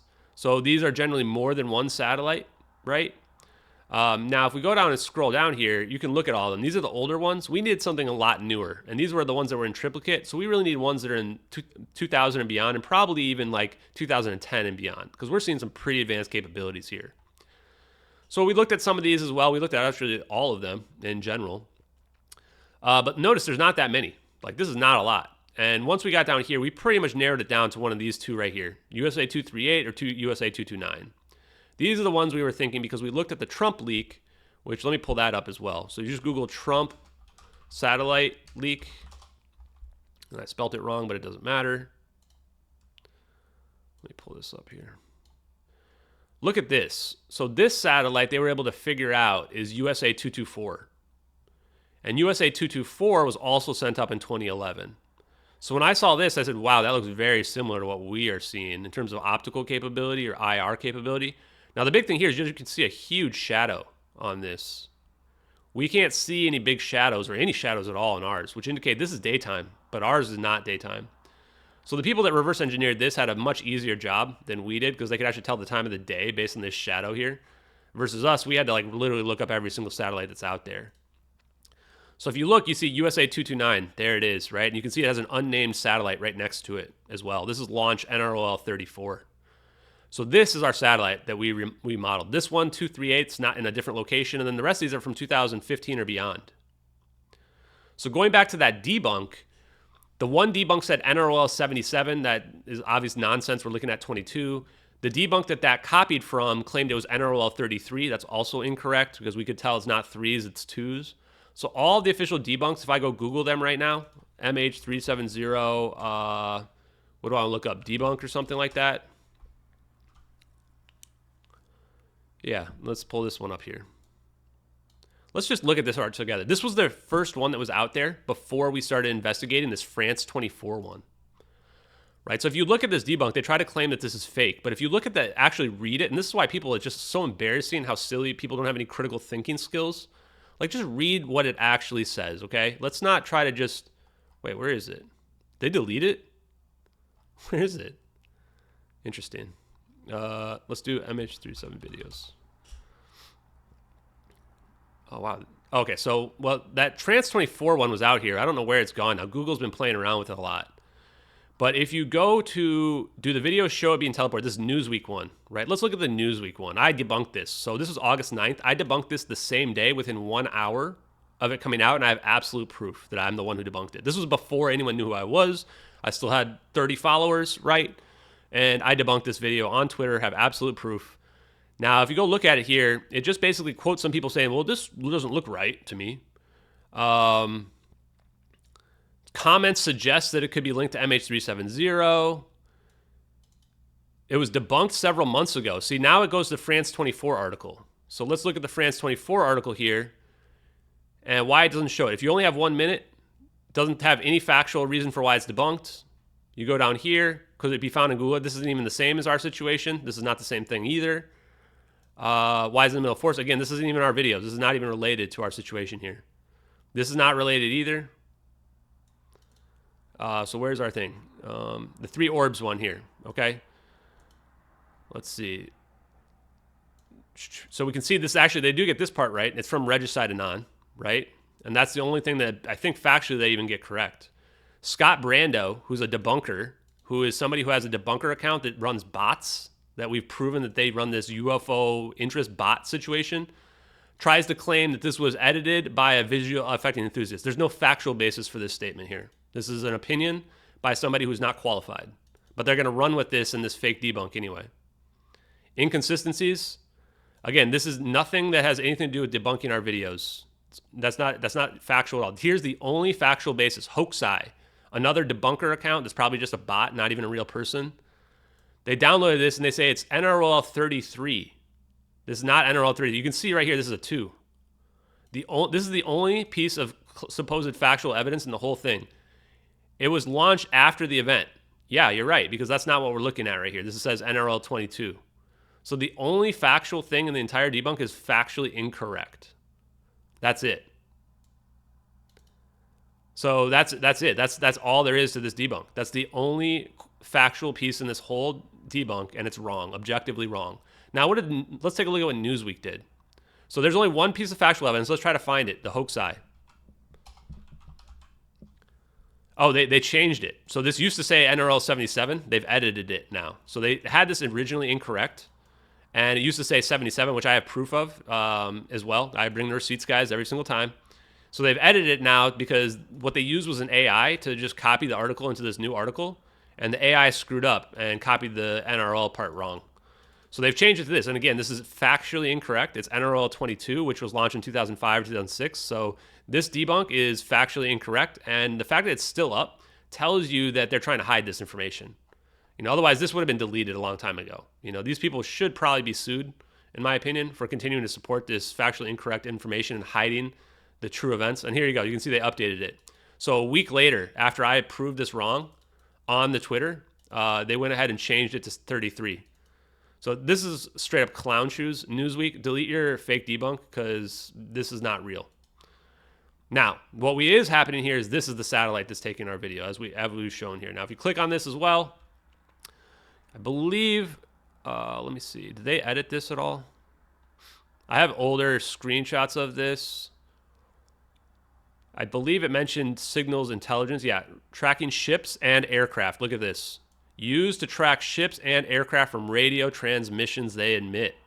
There we go, guys. Bingo. We got you. So we have proof here. And what they're using is something called SIGINT. So if I search SIGINT payload, watch what happens. Just SIGINT payload, okay? What's the first thing that pops up? MQ-1C Gray Eagle. That's a bingo, guys. That's a bingo. Okay, so everything is lining up. We're looking at our assets. They're in coordination using a SIGINT payload. And if we look at this image here, I think this is the one. Look at that. Look at this image over here on the right. Boom. There's our interconnected satellites. There's our NRL 22 communicating with our other satellites here. Communicating with our airplane. Communicating with our drone. This is an interconnected network. We've been able to figure out everything about how these videos work. Okay? Let's see what else we've got here. Okay, so let's see what else we've got. We're not going to talk about any other conspiracies, but in general, I don't really believe in any other conspiracies, if you guys want to know the honest truth. This is a verifiable conspiracy, which blew my mind because I was never in the UFO community. I was never in the conspiracy community. As you guys can see from the investigation, I believed all the official data originally, right? I thought this plane had to be in the South Indian Ocean. But as we've dug through it, we've been able to prove that no, this is just the biggest conspiracy of all time. They covered up a very mundane event, a fire. And the only reason why you would cover up something that basic is what we're seeing in the videos. Classified technology that is unknown to the public from 9 years ago. Let's see what else we've got. Okay. Taking a look at some of the comments real quick. The black and white FLIR version of it appears to be a mirrored version that they put in black and white. So I've seen it. It doesn't really add anything to our situation. It's really just the same. It's the same drone footage that's been mirrored. But that's good. Let's see what else we've got. Yeah, you can tell that the 3 looks completely different in the satellite footage, so it has to be a 2 that we're looking at. People are saying that I'm toxic and threatening them by private message. It's categorically false. I think that people are trying to discredit me in whatever way they can. I messaged a couple people early on that were lying about the videos, trying to claim that they were fake, and said that if they keep lying about the videos, I will expose them. That's not a threat, guys. That's called don't lie to people, otherwise they'll prove that you're lying, okay? So they're trying to miscategorize that as a threat for some reason. I've actually been threatened. You know, one of the people on Twitter literally told me I have to be careful of what's coming next. What exactly does that mean, right? So, you know, telling people that they're liars and they shouldn't lie, that's only a threat to people who are liars. And it's only, you know, because it can only damage them if they're lying. So the answer is pretty simple. Don't lie about the videos. We know the videos are real. We've proven it. If you lie about them, we'll prove that you're a liar. You know, if you think that that's a threat, take it the way you want to take it. Just don't lie about the videos and there won't be any issue. With respect to being toxic in general, I would say that the people that I've been blocking are people that have, you guys have to realize, you know how many people have tried to come into my DMs to try to tell me what to think? It used to happen like 5 times per day. People that are lying to me, telling me that it can't be smoke, that I have to believe that I can't believe that anything's real, that I have to act a certain way or not a certain way. I'm running an investigation that I don't know who I can trust. The last thing I want people doing is trying to come to me privately and telling me how to think. And that's why I set rules very specifically in my Twitter, in my Discord. Do not come to my DMs and tell me what to think. You can feel free to post your own opinions, whatever you want. Do it publicly so that everyone can assess it so that there's nothing sketchy happening, right? People constantly broke these rules, almost on a daily basis, and constantly came there to try to tell me how I should be thinking. The amount of entitlement that someone has to think that they should come to my DMs and tell me how I should think is quite astonishing, right? Just don't do that, okay? Either keep it to yourself or post it publicly where other people can vet your information. Don't try to come tell me what to think. And it's gotten a lot better, honestly. So since then, you know, I've blocked those people, and I'm not on anyone's side. Some of these people were supporters of me. You know, some of the people were part of our investigation, right? That's not how I judge people. I judge people based on what they're telling me. And so if you come there and try to do that, I have to be fair to everyone, okay? And that's how we have to go about it. So what happens is some of these people got blocked. They got extremely upset about this, right? And now they want to claim that I'm toxic or whatever. I don't care what people think about me. The point of the truth is getting to the truth and solving the case and the mystery, okay? So what we're building, and what I decided from that is we're going to build a community that does not adhere to this toxic standard that you see on Reddit, where everybody's just cutting everybody else down nonstop. And if you look at a lot of threads, that's what you'll see, right? This person's terrible. Don't listen to them. This person's awful. Like, Jesus, people. Like, that kind of stuff shouldn't even be allowed, right? Attack the evidence, not the person. If you can't attack the evidence, don't say anything at all. If that's too hard for you, then you're going to be excluded from the community. Simple as that, guys. So, you know, most people don't have any issue with that. The people that have an issue with that are the kind of narcissistic people that feel like their entitlement is so important that that you should have to listen to what they have to say. And that's just unfortunately not going to be the case. So let's see what else we've got. But that was a good question in general. How do we verify it's U.S. technology? We can really only speculate that it is. But again, the evidence points to it being United States. They're on the camera. There's no reason to believe that we have to include non-human intelligence in this at all. There's no reason we have to include any other governments at all in general. Is the heat signature from the windows normal? Hard to tell. There aren't really a lot of videos like this that are thermalized from drones of flying airplanes. People have tried to compare it to planes that are on the ground. It's not the same. It's much colder up in the sky at thousands of feet in the sky. So we don't really even have a basis to compare that type of stuff to. The videos, okay, that doesn't make any sense. Let me see what else we've got here. One of the UFO mods is in my DMs. No, that doesn't sound right. There is one of the UFO mods in my DMs, though, actually, if you want to know the truth. And yeah, I mean, I think the reality is that the UFO subreddit is 100% compromised. There's no question about it. Either the government controls Reddit. If you guys don't believe that, then just go look at the EBO scientist who was deleted in real time by the admins while they were posting a full physiology of a supposed extraterrestrial body or whatever. There's no reason for them to have even deleted something like that unless it's real and unless the government has control of it. So one thing you guys need to know about how the disinformation works is they try to throw out a bunch of fake stuff out there so that no one can believe anything to be real. And I think a lot of you guys have been susceptible to that as well. But that's not how the real world works. We can prove things to be real as well. Now, if you read the Twitter files, you'll know absolutely that the government controls social media. And when Elon Musk took it over, he ripped that away from them, which is why they hate him with the passion of 1,000 suns, and which is why I've been posting on Twitter, because that's the one place where I won't be banned by the government. Under the old Twitter, I would have already been banned by the government 100%, okay? The reason why they banned my subreddit on Reddit with no explanation whatsoever, with no warning whatsoever, is because they have to control the narrative. The reason why the debunker subreddit is called Alien Abduction 2014 instead of MH370 is because they have to make it confuse people, right? They have to make it hard. The whole point of that subreddit is to kill the story off. Nobody in there is trying to solve the case. Not a single person in that subreddit is trying to solve the mystery. What they're trying to do is they're trying to debunk the mystery. That's why it's a debunker subreddit, okay? And you can't have somebody who's out there telling the truth like I was doing if you're going to try to accomplish that. That's the reason why they banned my subreddit, okay? They also banned me for 6 days, 2 different 3-day periods, despite me doing nothing at all, for just messaging the moderators. I messaged the moderators one time. The moderators were extremely rude in response, and I got a 3-day ban for harassment.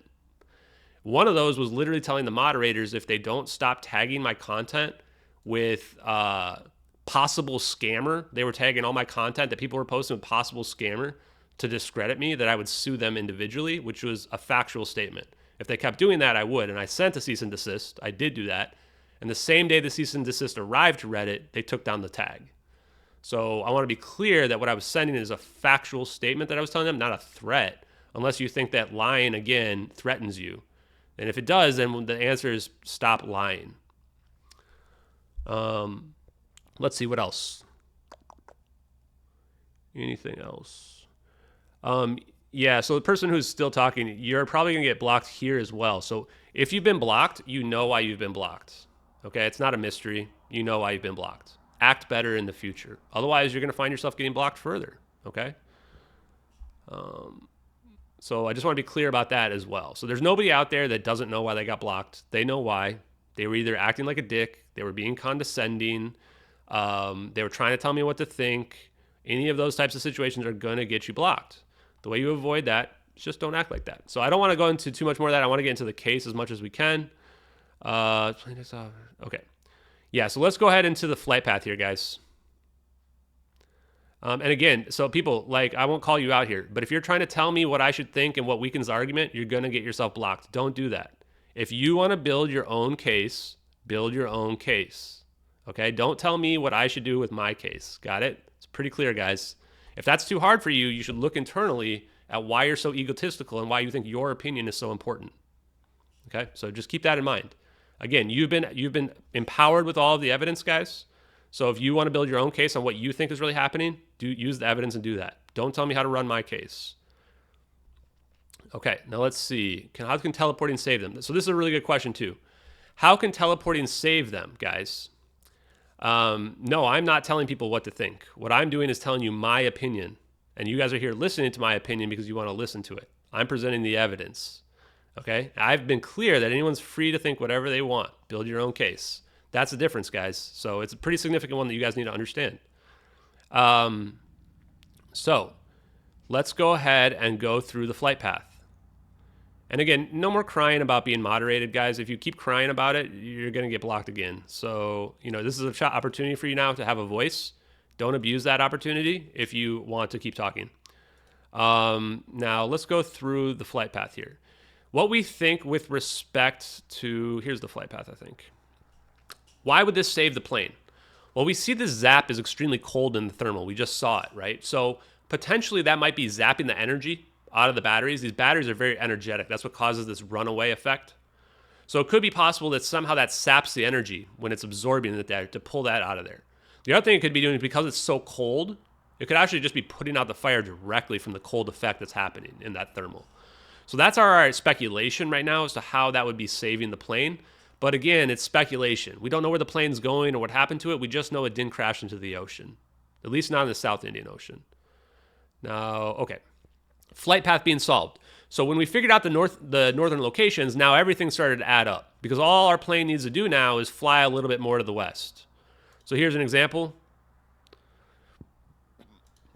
So here it is, and I'll pull up the video as well so you can watch along because I actually have a video of this too, which is pretty cool.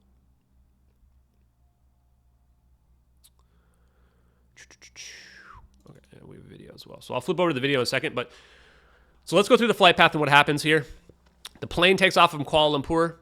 It's going up here to the east. Actually, I'm going to just use the media one. It's just better than this. This is really janky and I don't like it. This one's pretty nice. The Not So Deep podcast made this one. So the plane takes off at 1642 UTC. It gets to it pulls back at 1630, takes off 1642 UTC. So about 40 minutes later, it gets to the Igari waypoint up here, which is where the plane goes dark.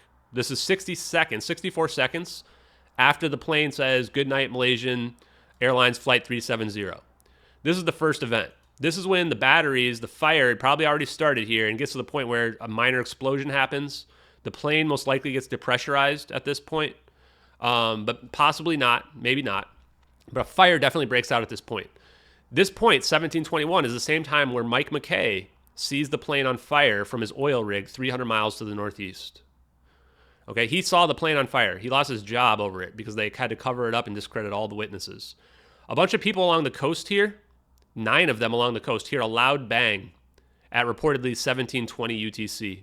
This is indicative of this fire breaking out, right? So at this point, the plane turns around, okay? And what happens here is it turns around 10 minutes later while this plane's turning around here. There's some people who are on the coast right here, fishermen. They see the plane flying very low, unusually low. This would be indicative of the fact that the plane's trying to fly low so that the passengers have enough oxygen to breathe. So this turn that the plane makes, it's going directly Penang Langkawi International Airport. If you read the Wired article, this is the correct location for the plane to try to go to. It's slightly closer than Kuala Lumpur. The terrain is better, so that if this plane has to fly low, this is going to be the correct location for it to go to. You can read the Wired article if you want, which will outline this. And I'll pull it up here in a second as well. So this is like very clearly here an emergency event. You're flying to the next airport. This is not what somebody who's suicidal would do. This is not even really a situation if it's a hijacking. If it's a hijacking, you're going to go direct B route to whatever your rendezvous point is. You're not going to try to fly over a commercial airport. So right when it was about here is where the fishermen are seeing it now. So we had people hearing it on the coast. We had Mike McKay seeing the fire here, but he did not see it crash. And he was clear about that. He thought it must have crashed because he saw it on fire. But as I found out yesterday from talking to my sources, it is consistent and possible for this plane to last all the way over here to the west where the boat is, while on fire, because the cargo bays are made to try to contain these fires. The fire suppression devices can temporarily stop the fire, but they're not going to be able to permanently stop the fire, okay? So this plane is flying over here and it gets to Penang. 1752, it gets over Penang. The co-pilot's cell phone pings the tower. This tells us they're probably trying to get help at this point. Now, does it mean the communications are out? It kind of indicates it, but it's not a certain thing at that point. Okay? So what does it do at this point? It turns. So this is where I would presume they made contact with the government, right? Why are you going to this random waypoint over here unless you know that you're going to meet up with somebody? And probably the idea is that the assets had to be out here somewhere to rendezvous with them. Otherwise, you would probably just try to land the plane right here in the Malacca Straits, as opposed to trying to, go all the way out here to the Nicobar Islands. Now, this is where the radar data had been most likely modified so that they would throw us off the trail. And they said that this is the last time they talked to it. But when we looked at those reports just now, we know that 1840 was the last time they had contact with it, which is where Kate's boat is at. So our witness, we have this witness out here, Kate T. So she's on a boat going from Phuket, or from India to Phuket. Phuket's over here. And she sees now the glowing orange plane. And there's been a recreation of her sighting, and the sighting is consistent with basically the direction of travel of the plane circling around her boat. Now, interestingly enough, she got really unlucky and did not see the orbs or the zap effect, because she went to go put the kettle on probably at the worst possible time. And when she came back out, there was no more plane anymore. I've talked to her personally. So interestingly enough, what happens here at this point then is the plane is coming over here, and now our videos come into effect. And now we see our videos. Remember, we already proved that the plane in our video is traveling south and to the east. Ba-boom. That's consistent with going around here in a circle around this location right here. So when she sees the orange glowing plane, this is indicative of the fire having broken out, and the bromine gas in the halon fire extinguishing device having that chemical reaction that causes the plane to glow orange. Again, I've had a source corroborate that this would be consistent with what they would see. Keep in mind now, it's pitch black at this point, okay? So the reason why Kate can see it is probably from the glow of the plane. I mean, she'd probably see the plane anyway, but she can see that glow very clearly from it. If they try to land in the ocean, most likely the plane is going to break apart and everybody's going to have to start swimming. And that's if they survive the impact, right? Even on controlled descent, the planes are moving really fast when they land, guys. It's not just like it's touching down. Even the Sully Sullenberger on the Hudson River, which is very calm, even that was relatively miraculous. I think people thought that the plane would break up if trying to do that, right? So he was a hero in terms of landing that plane. So most likely this plane was going to be doomed. And I don't know if a lot of people know this, but most mainland Chinese don't learn how to swim. If you're a Westerner or an American, almost everybody learns how to swim. I lived in Singapore, which you see here on the bottom right. I lived here for a few years, and I went to school with a lot of Chinese students. And I remember very clearly when we had a swim class in gym, none of them got in the water. And I thought, why are these people not getting in the water? So I asked them, oh, we don't learn how to swim. Chinese don't learn how to swim. So 70% or so of this plane was Chinese, including, I think, like 8 of the semiconductor scientists. So if this plane crashes into the water, even a controlled descent, everybody's going to die. So this plane was doomed, everybody. And most likely the reason why I didn't land at Penang, based on what we saw in the thermal, is that the landing gear was probably damaged. If the landing gear is damaged, there's no safe way to land it on the ground. I mean, you could try, but it's going to blow up when you try to land. And again, the plane's also full of fuel. They have this plane flying for another 6 hours. So this plane is completely full of fuel. So, you guys have seen 9/11. This plane's going to explode if it hits something. So this is an extremely dangerous situation for this plane. It was almost certainly doomed at this point, and this is why you break out the technology, right? We have to save the plane, save the people, whatever motive you want to believe in. Again, I don't care. My personal belief, as we've been able to connect the semiconductor engineers and scientists to superconductivity, which we believe we're seeing in those orbs, is that they were saving the plane because these people are directly connected to the government technology that we see. And to me, that wraps everything up in a bow in terms of the motivation behind why you would do that. So let's flip it back over. Okay, now let me answer some more questions in here because I think that was quite a lot. I don't know much about some of these historical cases. So one thing I want to say here too is that a lot of people send me videos, historical cases. I find it interesting, but I'm really just focused on MH370. There definitely could be similarities. I think some of the biggest things like the Philadelphia experiment, where they try to make a whole boat disappear, whole big Navy ship. A lot of that stuff I think is pretty interesting in context of what we're dealing with here. But what's really big here is that we have 2 videos, right? How can we prove that the drone's faked in? Okay, let's take a look at that as well. So the only way where any part of this could be faked is somehow the U.S. government is involved, and that's because the requirements. We're looking at classified military intelligence. So it would require a team to put together. If so, let me see. Where's my list? what it would take to hoax the videos, okay? This is a pretty comprehensive list here that I like to go through. And I'm going to make sure I add this as well to, I don't want these ads, so I'm going to flip up here. I'm going to make sure I add this to my all evidence that I'm working on as well. Okay, why does that not work? It's like it didn't copy correctly. Okay, here we go. So, between 4 and 72 days to create. Remember, based on our images that we have of the first archive. It's an original work. There's nothing to reference copy it from. There's nothing like you're copying a painting that already exists out there. You've got to create from scratch and kind of come up with how it's going to look. You have to know how to create these realistic volumetric clouds. We're looking at clouds in the background that are perfectly accurate. You would have to know how to animate them, how they look from the low altitude, which is those cumulus clouds. You'd have to be able to accurately light them. Remember when the flash zap goes off, it accurately illuminates these very articulate, very detailed clouds. You have to be able to recreate exactly what MH370 looks like, a 777-200.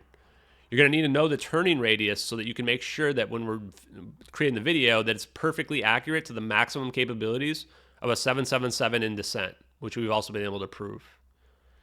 So we're already at a point where it's, in my opinion, essentially impossible. The Top Gun Maverick people, this is where they kind of chimed in and claimed that this is beyond what they would have been able to do. Where the plane would have been at the exact time. The time is on the exact flight path at the exact time in our satellite coordinates. How to accurate coordinate shifts relative to the location. So you'd have to build a program to do the coordinate shifts that we see and then overlay it over your hoax and have it animate properly as well. You would have to know what the weather looks like. We've proven that the weather had these cumulus clouds very low to the ground using the NASA satellites. So you'd also have to somehow know that information as well. You would have to accurately create the smoke. We've now confirmed this is smoke. This is outdated. We were speculating before, but now this is smoke trailing the plane. So you'd have to have that using particles in 2 different videos. You'd have to know what the thermal looks like to a level that would fool experts. A lot of people have a hard time even believing that it's real. Better visual effects skills than Top Gun Maverick artists, who we have a testimony for, which I can post later. You need the knowledge of these military classified systems that were completely unknown to the public. Even now, people don't really even know what these capabilities are. We had to deduce so much information to really understand these capabilities. You'd have to know that the military is using a Citrix environment, which, it's not that unreasonable. I think that almost every business does use them, but I think it's a little surprising to me that the military is using it for their highly classified systems, but I guess what else would you use? The frame rate difference. You'd have to build that frame rate difference into the mouse and to the background. That doesn't make any sense of why you would do that, right? Unless it's just a real video. You'd have to know they're using that specialized mouse because the mouse doesn't move the coordinates. The coordinates are only moving when they're like either using a different mouse or when they're like pressing down on a button or whatever it is to move the coordinate view around. You'd have to know what the satellites are in operation and what their payloads are to know that they could create this 3D stereoscopic video and that satellite was there in the right location at the right time. You'd have to know what the false color IR looks like. So when we're looking at this over here, guys, this is false color IR. That's the reason why the zap in the satellite is white, is that this is nighttime and they're recreating it to make it look like daytime. So the color that we're seeing here is not true color. Now, some of it, of course, is true. It's accurate, like white, when we see the clouds are, white. But if you were to look at this at nighttime, you might not even be able to see the clouds because it's going to be pitch black, right? And that's also part of the reason why the plane is so bright, is because they're creating this false color IR at nighttime. So they need it to stick out really well. Now, the reason why we know that they have to have that capability is these low Earth orbit satellites traverse around the world every 90 minutes. If it can't see in the dark, it's useless half the time. Oh, no, I didn't want to close that. Let's just pull that back up. You'd have to know how to create that 3D stereoscopic imagery, how to animate the orbs. The orbs also go through the trails of the plane accurately as well. They get distorted accurately. I have a visual effect of that as well. You'd have to know how the particle system, where we're seeing in front of the orbs, pulling the orbs forward. You'd have to, some reason, how to know how to create that and even come up with creating that, right? There's nothing to copy that from at all, not even in UFOlogy. You'd have to know what the MQ-1C drone looks like, its payload, where that payload's located. One of the ones that's a little bit cute is to how not use a 2D visual effect from a 90s video game that's low quality in a 3D environment. We have a 3D environment, guys, so you're not going to be using a 2D visual effect. You need to have it from multiple perspectives. So you need a 3D visual effect in order to put into our 3D environment. This would require a 3D render in order to get the multiple perspectives that we see from the two different videos. So the debunk breaks down on basically every single level, which is not uncommon for Mick West. His arguments make no sense at all most of the time. And I really hope people stop falling for his stuff, because he's an idiot and he's a fraud, and really no one should listen to anything he says. Perhaps most importantly is that they would have to know we would never find the plane even after 9 years. Because if we find a plane even tomorrow, the hoax would break down, right? So again, just goes to prove and further prove the authenticity of the videos. Now let's take a look at this Top Gun Maverick. I was a lead visual effects artist on Top Gun Maverick. I worked on it for 2 years, more than 1,000 visual effects shot. If this is CGI, whoever made it front ran all the work that we did by about 4 years, meaning that they somehow were doing better than they did, 4 years ahead of when they were doing it, and did a better job than us, apparently. One of the biggest advantages we had was to cheat the speed of the jet's scale through different shots for cinematic effect. Even in the Dark Star sequence, the actual speed of the 3D model was moving through our environment wasn't anything close to Mach 10. Whoever made this animation made sure that the scale and speed is accurate between the two cameras, which would mean that it's animated and scaled to real-world speed. I don't know if it's real. It could be made using CGI. It would require a considerable amount of effort. And again, the Marvel VFX experts said it would take a minimum of 6 months. That's using today's technology. The camera distortion and rolling stutter all would have had to been recreated. The clouds and lighting look correct based on the visual light rays. The trails following the orbs, which are not following, they're in front of them, are also accurate. And everything in the scene seems to be physically correct. The idea that the drone would be randomly following it seems a bit unrealistic. Well, it's not. Remember, we've proven that it's actually intercepted with it. So this is another piece of strong evidence that goes to show that what we're looking at is fully authentic. Not to mention the fact that probably hundreds of different debunkers, visual effects experts have looked through it frame by frame, and they can't find a single discrepancy anywhere. So our videos are real, folks. They are 100% real. And what comes along with that is a lot of baggage, right? Let's take a look at a few more comments and questions. Okay. Sorry if I'm going to miss some of these. If we have that technology, the answer is because they would need to deploy that technology where the assets are. That's why they would fly out there. Why not land on the land? On the land, plane's gonna explode if you try to land on the ground. It's full of gas, and landing gear's damaged. There's no safe way to land. Yeah, at this point, making this for a hoax is more of a stretch than it being real. Honestly, there's no logical story that would make any sense for this to be hoaxed, and that's the biggest problem. So if there are debunkers that want to give it a go, you need to come up with a full comprehensive story for how and why they did this. You somehow need to incorporate all the evidence that I put into your story for why they would hoax all that information, and regicide Anon has to be involved. Otherwise, you only have 4 days. So good luck with that. There's no chance, but I wish you the best. Let's see. We talked about the Freescale Semiconductors already, and I think I already went over that. I think I mentioned that, so I'm not going to speak out to the names of any people out there, but there's a lot of people who are completely discredited, and they have discredited themselves on social media, and unfortunately, due to that, you can't take anything they say very seriously. I have not discredited myself in any way, shape, or form. I've put all the evidence out there to be vetted and reviewed, and my case has been built, and I've been 100% honest about it. I'm not married to any of my positions. As you can tell, my thought process has changed throughout the course of it. There's a lot of people out there that they already think they know what happened, and they're trying to take the evidence to make it fit what they know. We took the evidence and we built a case around what the evidence tells us. That's why people are following me and listening to me, because the evidence that we've built has built a comprehensive case that essentially is rock solid, that at this point really can't be denied. Let's see what else we've got. The leaker has not come forward at this point, but I think we've nailed it down. Let's go ahead and take a look at the leaker now, too. So we've talked about the SIBR system, SIGINT, how all this stuff comes together. So what I did then is I thought about it. I thought, we have a pretty good psychological profile of what happened here. We said, this person stripped all this data from the HUD. They made sure they cropped out important assets from the satellite footage. So it doesn't seem like it's a spy. A spy is just going to give this information to China. They're not going to post it on the internet. They're not going to crop out, remove all this HUD data. They're not going to colorize the thermal, right? This told me that it's a U.S. military person. And the fact that they were able to colorize that thermal also tells me they're probably an operator, as well as you can imagine someone having an emotional reaction to watching this, like kind of we have as well.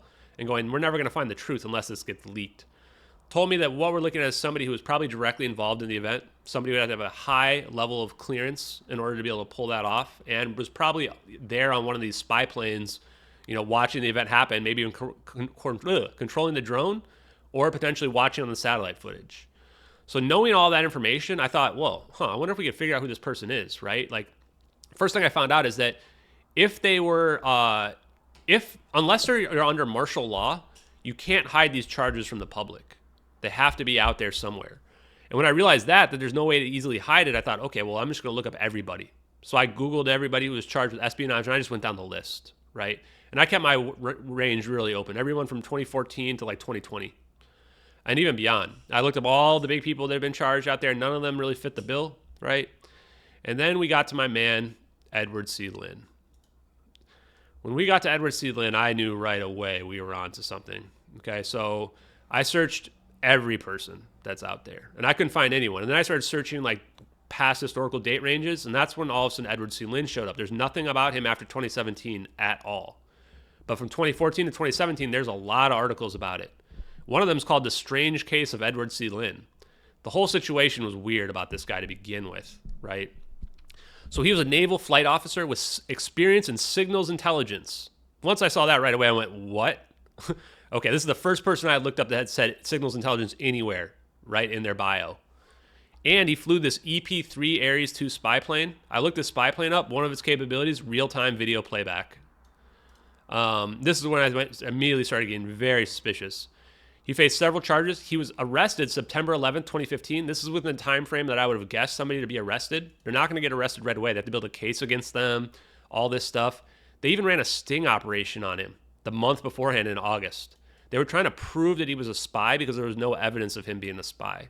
And they wanted to get him for life in prison, right? So you can see here, they threw him in jail right away. They didn't want him talking to anybody. They didn't want him talking to the media. And they kept him in pretrial detainment for 2 years. So they tried to get him for life in prison. That's how serious the charges against him were. This was the first major incident of espionage by an active duty member since the Cold War. This is the most serious incident that had happened since 2014 or before that for 30 or 40 years. So whatever happened to this guy, they were trying to throw the absolute book at him. That is fully consistent with what we're dealing with in these videos.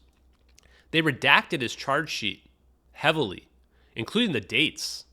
So unless there's evidence in those dates that are going to be able to tell the public what really happened, there's no reason to hide that information. It was really suspicious. I mean, compared to like the Jack Tahara guy who recently was, blowing up all the Ukraine information from Discord and all this stuff. They had way more access than he should have had.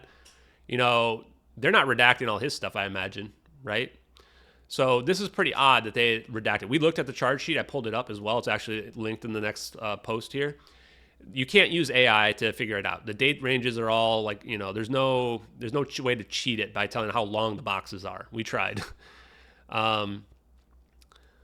So they tried to accuse him of communicating information. They threw some extra charges on him too, like prostitution, all this weird stuff, because they were trying to obfuscate this guy's charges. So again, he was in the surveillance aircraft gathering signals intelligence. Everything we know about this situation now has signals intelligence written all over it. Very little evidence of espionage and growing doubt that the government would be able to prove he's a spy from one of the articles. He had a high level of clearance. He was on the Navy's most sensitive intelligence gathering aircraft. He had previously worked for the Special Project Squadron with specialized signals intelligence aircraft. He had a secret clearance higher than top secret. So I have a top secret clearance. That does not mean that I have access to everything there is in the world. It means that I have access to some information that would be very damaging if it got leaked, but it doesn't mean that you know about all the secret stuff out there. It's all compartmentalized, meaning, okay, you need access to this, you need access to that, right? And it depends on what your job is. So he's obviously somebody who would have access to like the most secret stuff that's out there, right? And he worked in the Navy as well. So he was, at the time of his arrest, part of this airborne special project squadron called the Special Project Squadron 2. So, if you're deploying your super secret technology, it sounds like this would be the kind of squadron that would be the one to take in charge of it, right? He knew their most sensitive secrets, Navy's black program portfolio, right? So he had access to the type of technology, theoretically, that we're seeing. His knowledge could be extremely useful for potential adversaries. So they didn't want him to go talk in other countries, right? Because if he knows about this type of technology, that's extremely dangerous. Part of another reason why they would come down on him so hard. Look at the time frame in which he was deployed there. He was deployed in the squadron February 2014. When did our incident happen? March 2014, the next month. He was arrested September 2015. He didn't even finish this squadron out. So again, this is where they ran the sting operation on him from August to September, right before they arrested him. They had no evidence that he was a spy. So they tried to run a sting operation to try to prove that he's a spy. But that didn't work either, right?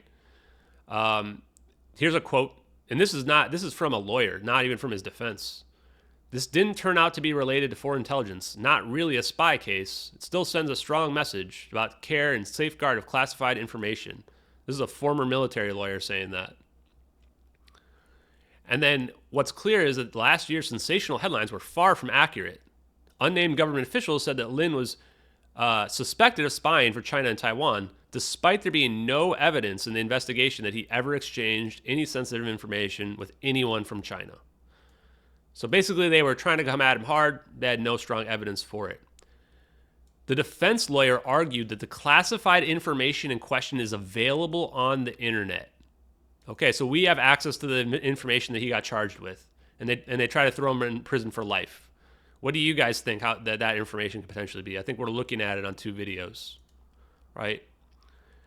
The government came back and said just because it's available on the internet does not declassify it. So why is everybody staying silent right now about the videos? Because the information is not declassified. This is the missing link, is why everyone's being quiet about the videos. People who are out there have NDAs, people that have connections with the government, they're being told not to talk about it because it's classified. They're not allowed to. If they do, they're going to lose their connections. They're going to lose their NDA. They might even lose their clearance. I don't have an NDA. Nobody's told me that this video footage is real, that I should have to take it seriously. If they were to have reached out to me, maybe I wouldn't have been blowing it up. But until that happens, we're going to keep talking about it. So whether or not the U.S. government made public, is the only thing that matters, not whether or not somebody else made the public. So he ended up pleading guilty to just the 2 incidences of mishandling classified material, which they're probably, again, just trying to obfuscate what he was really charged with here, right? He leaked these videos, potentially. In 2014, he had accidentally left 2 flight manifests in his flight suit, including search and rescue code names. This is another bingo here. There's nothing else that I can even think of that would have search and rescue code names from 2014. And remember the time he was deployed, February 2014. Give me another situation within that small of a time frame where this could be possible. This is MH370 right here. In addition to admitting the lesser charges, he did not face the 2 charges of espionage. So they made him take a plea deal, convinced him what he did was wrong, right, and that he screwed up. Because they also don't want him to go talk to other countries either. So they actually have to probably scratch his back a little bit too at this point. They still gave him 9 years. He took a plea deal and they still gave him 9 years. So they came down on him hard. If you look at other people, they did not get this much of a punishment. They got like a slap on the wrist compared to this guy. They came out hard, and they've had him in jail already for 646 days before that plea deal. I didn't report this on here, but they also were abusing him while he was in this pretrial detainment. He reported it several times, make him go out in the cold, take his book that was like confidential information between him and his lawyer. They would rummage through his cell all the time. He and another person basically got abused nonstop by what they called the goon squad. This person deserves vindication more than probably anyone else in this whole country, to be honest with you. So this was a quote. Lieutenant Commander Eddie Lin never spied on his country. He served faithfully in the United States Navy for over 17 years. So this guy was a patriot, becoming a highly regarded and decorated officer. He accepted responsibility for the offenses he was actually guilty of and agreed to debrief and further assist the FBI and NCIS. So basically it says, yeah, I leaked those videos. I'll give you all the information I need about them. I shouldn't have leaked those. I see how that could have damaged us. China and Russia are now going to know about this technology. And then he says, I get physically ill when I think of the damage I could have caused in my actions, Lin said. I'm exhausted and broken in spirit. The best thing I could do is serve as a cautionary tale for others. Let's just tell Lieutenant Commander Edvard C. Lin, if you are Agent 370, which we strongly believe that you are not a traitor. You are a hero. We salute you, sir. In addition to that, I want to go ahead and just throw out here that President Joe Biden, or whoever becomes president next, give this man a pardon.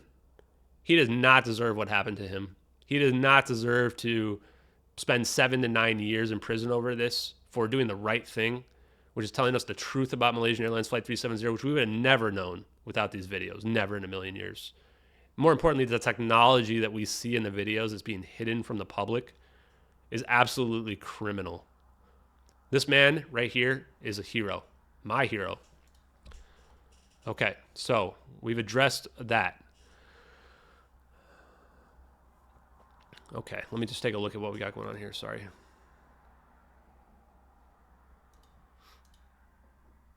Okay, we got 49 viewers. Cool. Okay, what else questions you guys have? I wanted to go through that information. Let me see what else we've got. We talked about SIBRs, satellite, hydrophone data, the ping data. Okay, let's look at the ping data again too. Ping data, sketchy ping data. So I looked at this ping data myself, and you get down here in this ping data, and it is just suspicious as hell. There's no way anyone who's ever looked at an Excel spreadsheet is going to not notice this, which makes me question whether or not the people that are involved in looking at the data are corrupted or if they're honest people in general. So you can see here, weirdly enough, I already showed, like if I go back, I think this is the one, where you can see the zeros just start happening at 1830. Everything before this, there's pages and pages of just perfect data. You get down here and all of a sudden just zeros time going down. Looks like something just aired out right here, right? And it goes down a little bit further. And then when you get down to the after 1840, the next ping is 1941. Look at this. That's 5 hours of data right there. 10 total rows right here, 5 hours of data. And look at this obvious pattern change. Goes from this channel 6 all the way down. This satellite here is the same. And all of a sudden it just rotates between these two. 10 and 4, 10 and 4, 10 and 4, 10 and 4. This is just looks like they just added 10 rows of data in there to me. I mean, before this, keep in mind, there's dozens of pages for every ping. Now there's just 10 rows for 5 hours. No chance anyone looked at that and did not realize that there is something completely suspicious going on. Let's also look at Victor's here's flight path that he created. Where does the South Indian Ocean turn happen? Oh, look, exact location where our videos happen. 1840 UTC. Oh, so instead we're supposed to believe there's this exact weird just turn out into the South Indian Ocean? I've got a better idea. How about our videos happen right here? Plane disappears off the face of the earth. You know, that's what really happened here, right, guys? And over here, you see the line where our satellite is at this point. Now, this is a little bit inaccurate, but close enough. So we've got independent corroboration of the satellite. We have a time. Everything lines up to 1840 UTC. You know what? Let's get a signal out there as well. Is there any communications? Oh, there is a communication. SOS signal. Only reported in Chinese news. Reported to be intercepted at 1843 UTC, less than 3 minutes after we think that our situation was happening. What does the distress call say? The cabin was facing disintegration and attempting an emergency landing. Facing disintegration and an attempting emergency landing. Well, we've already proven it's a fire, and we've already proven in the video and from the witness that the plane was landing and that it was descending. So why would we not believe this reported time that if you convert 2:43 a.m., you get 1843 UTC? Only reported in Chinese news, not reported in the West, interestingly enough. But we were able to find it because MH370X investigators are extremely good. Also want to point out here in this picture, Catherine T reported seeing black smoke behind the orange glow. Resembled a contrail, but black. It can't be a contrail because the plane is too low. This is consistent with the lithium-ion battery fire. It has very black smoke. And again, what's happening is it's coming out of the exhaust ports on the plane. So let's see, what else can we prove here, guys? We've indicated all the witnesses. We got that. We got the weather analysis. Yeah, I mean, I think you guys can trust me on the weather analysis, but you can click on that one if you're curious. Some of the family victim stuff. What happened to families? They were told something. I'm confident they were told something at this point. If you watch these videos, they never believe the official narratives. They're on CNN. Everybody just thinks, oh, well, they're just in grief that they can't believe it. No, they're just logical people that realize this is all nonsense. This whole pilot suicide's nonsense. This idea of the plane crashing in the South Indian Ocean is nonsense. And they've all gone dark. They've all gone dark. Nobody's tried to reach out to me. I've got probably 20 million plus views blowing these videos up on social media. If it was my family, I'd be running to get to somebody like that, especially if they're in this grief state that people claim they're in, where they want to believe anything that's out there, right? I don't know that what they've been told. I don't think they've been told that their family members are alive. I don't think that their family members have been reunited with them because some of them have remarried. I think that they've been told something that gave them closure. Like, this certain thing happened. We know what happened. We can't tell you, but, your family members are gone. That's what I think they've been told. I have no way to prove it. It's completely speculative. But from the psychological profile of these people, that's kind of what I'm getting from the situation. Let's see what else we got here.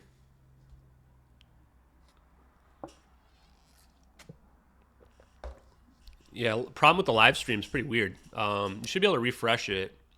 But when I do the next one, when we get the next one, we'll figure it out. It'd be funny if the government was trying to interrupt us here.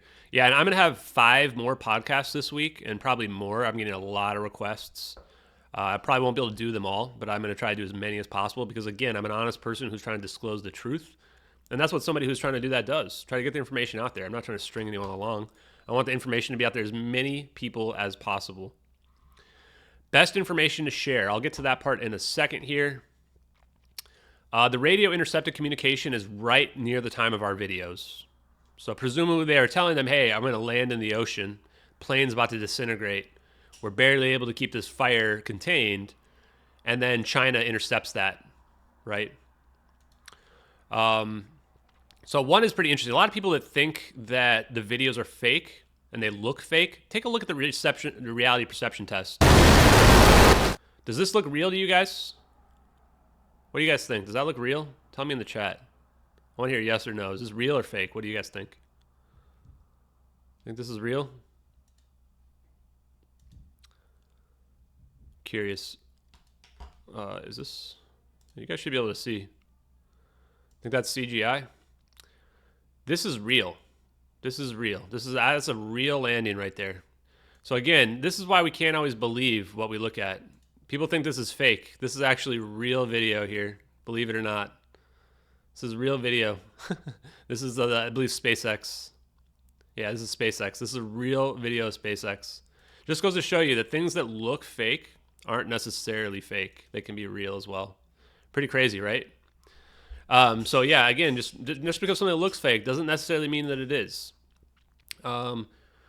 And I'm probably going to have to stop streaming here for a little bit. I may stream a little bit later here, and maybe I'll try to fix my situation. I want to get my second monitor working. That's why I was a little bit late. I was trying to find a cord, and nobody has them. So let's do... Okay, before we get into the science, we're going to close out with a little bit of the science. But before we do that, I want to show you guys where you can find some of the content, right? So if you go down here to this, where the part of the debunk series are, and you get to the bottom here, you will find all the spaces that I've done. The space that you want, though, I don't have on here, the newest one that I did, but it's on my YouTube. You can find the newest one I did on my YouTube that you guys are watching right now. These are a lot of the podcasts that I did. If you want one that's short, the one with Chris Leto is probably pretty good. It's only like 20 minutes. The best one to watch is the confessionals video. The confessionals video that you can find right here, this one is 2 hours, but everybody who's watched it said, wow, I couldn't believe I got through all the 2 hours. Like, this was really compelling. And this is where I break it all down, right? So this is me going back and forth with Tony Merkel, who's a really nice guy, really good interviewer. We go through all the evidence, similar to what you and I just did now. You want to show people, you want to have a good 2-hour session with them, go through all of this information. We just break it all down systematically, destroy the narratives. This has 128,000 views in just 3 weeks. This is already his second highest one ever. I get a lot of people come to me and say, I watched the confessionals. It was really good. The thing about the confessionals one is that we hadn't figured out the fire scenario. We hadn't figured out, I don't think, Edward C. yet. So there was a lot of stuff that came after this. But, this is a really good one for breaking down the official narratives. So highly recommend taking a look at that one. The UAP podcast is really good as well. So if you want to listen to one that's about an hour long, this one's really solid with Steven. And he asked a lot of information here as well. And this is one where it's fully public, right? So you can listen to this one. So if you're just trying to convince somebody a little bit longer, I would say listen to this UAP podcast. And then Atwood Unleashed, if you want another 30-minute one that I did. This is another one where, and I think so this one right here as well will get you to the parts where I only had about 30 minutes, but we kind of got through all the information pretty quick on this one. And he was pretty skeptical of the whole situation. So if you have your skeptical friends that want to dig through it, this is a good one to watch as well. The ones coming up will obviously be really good because, you know, we have all this new information to go through as well.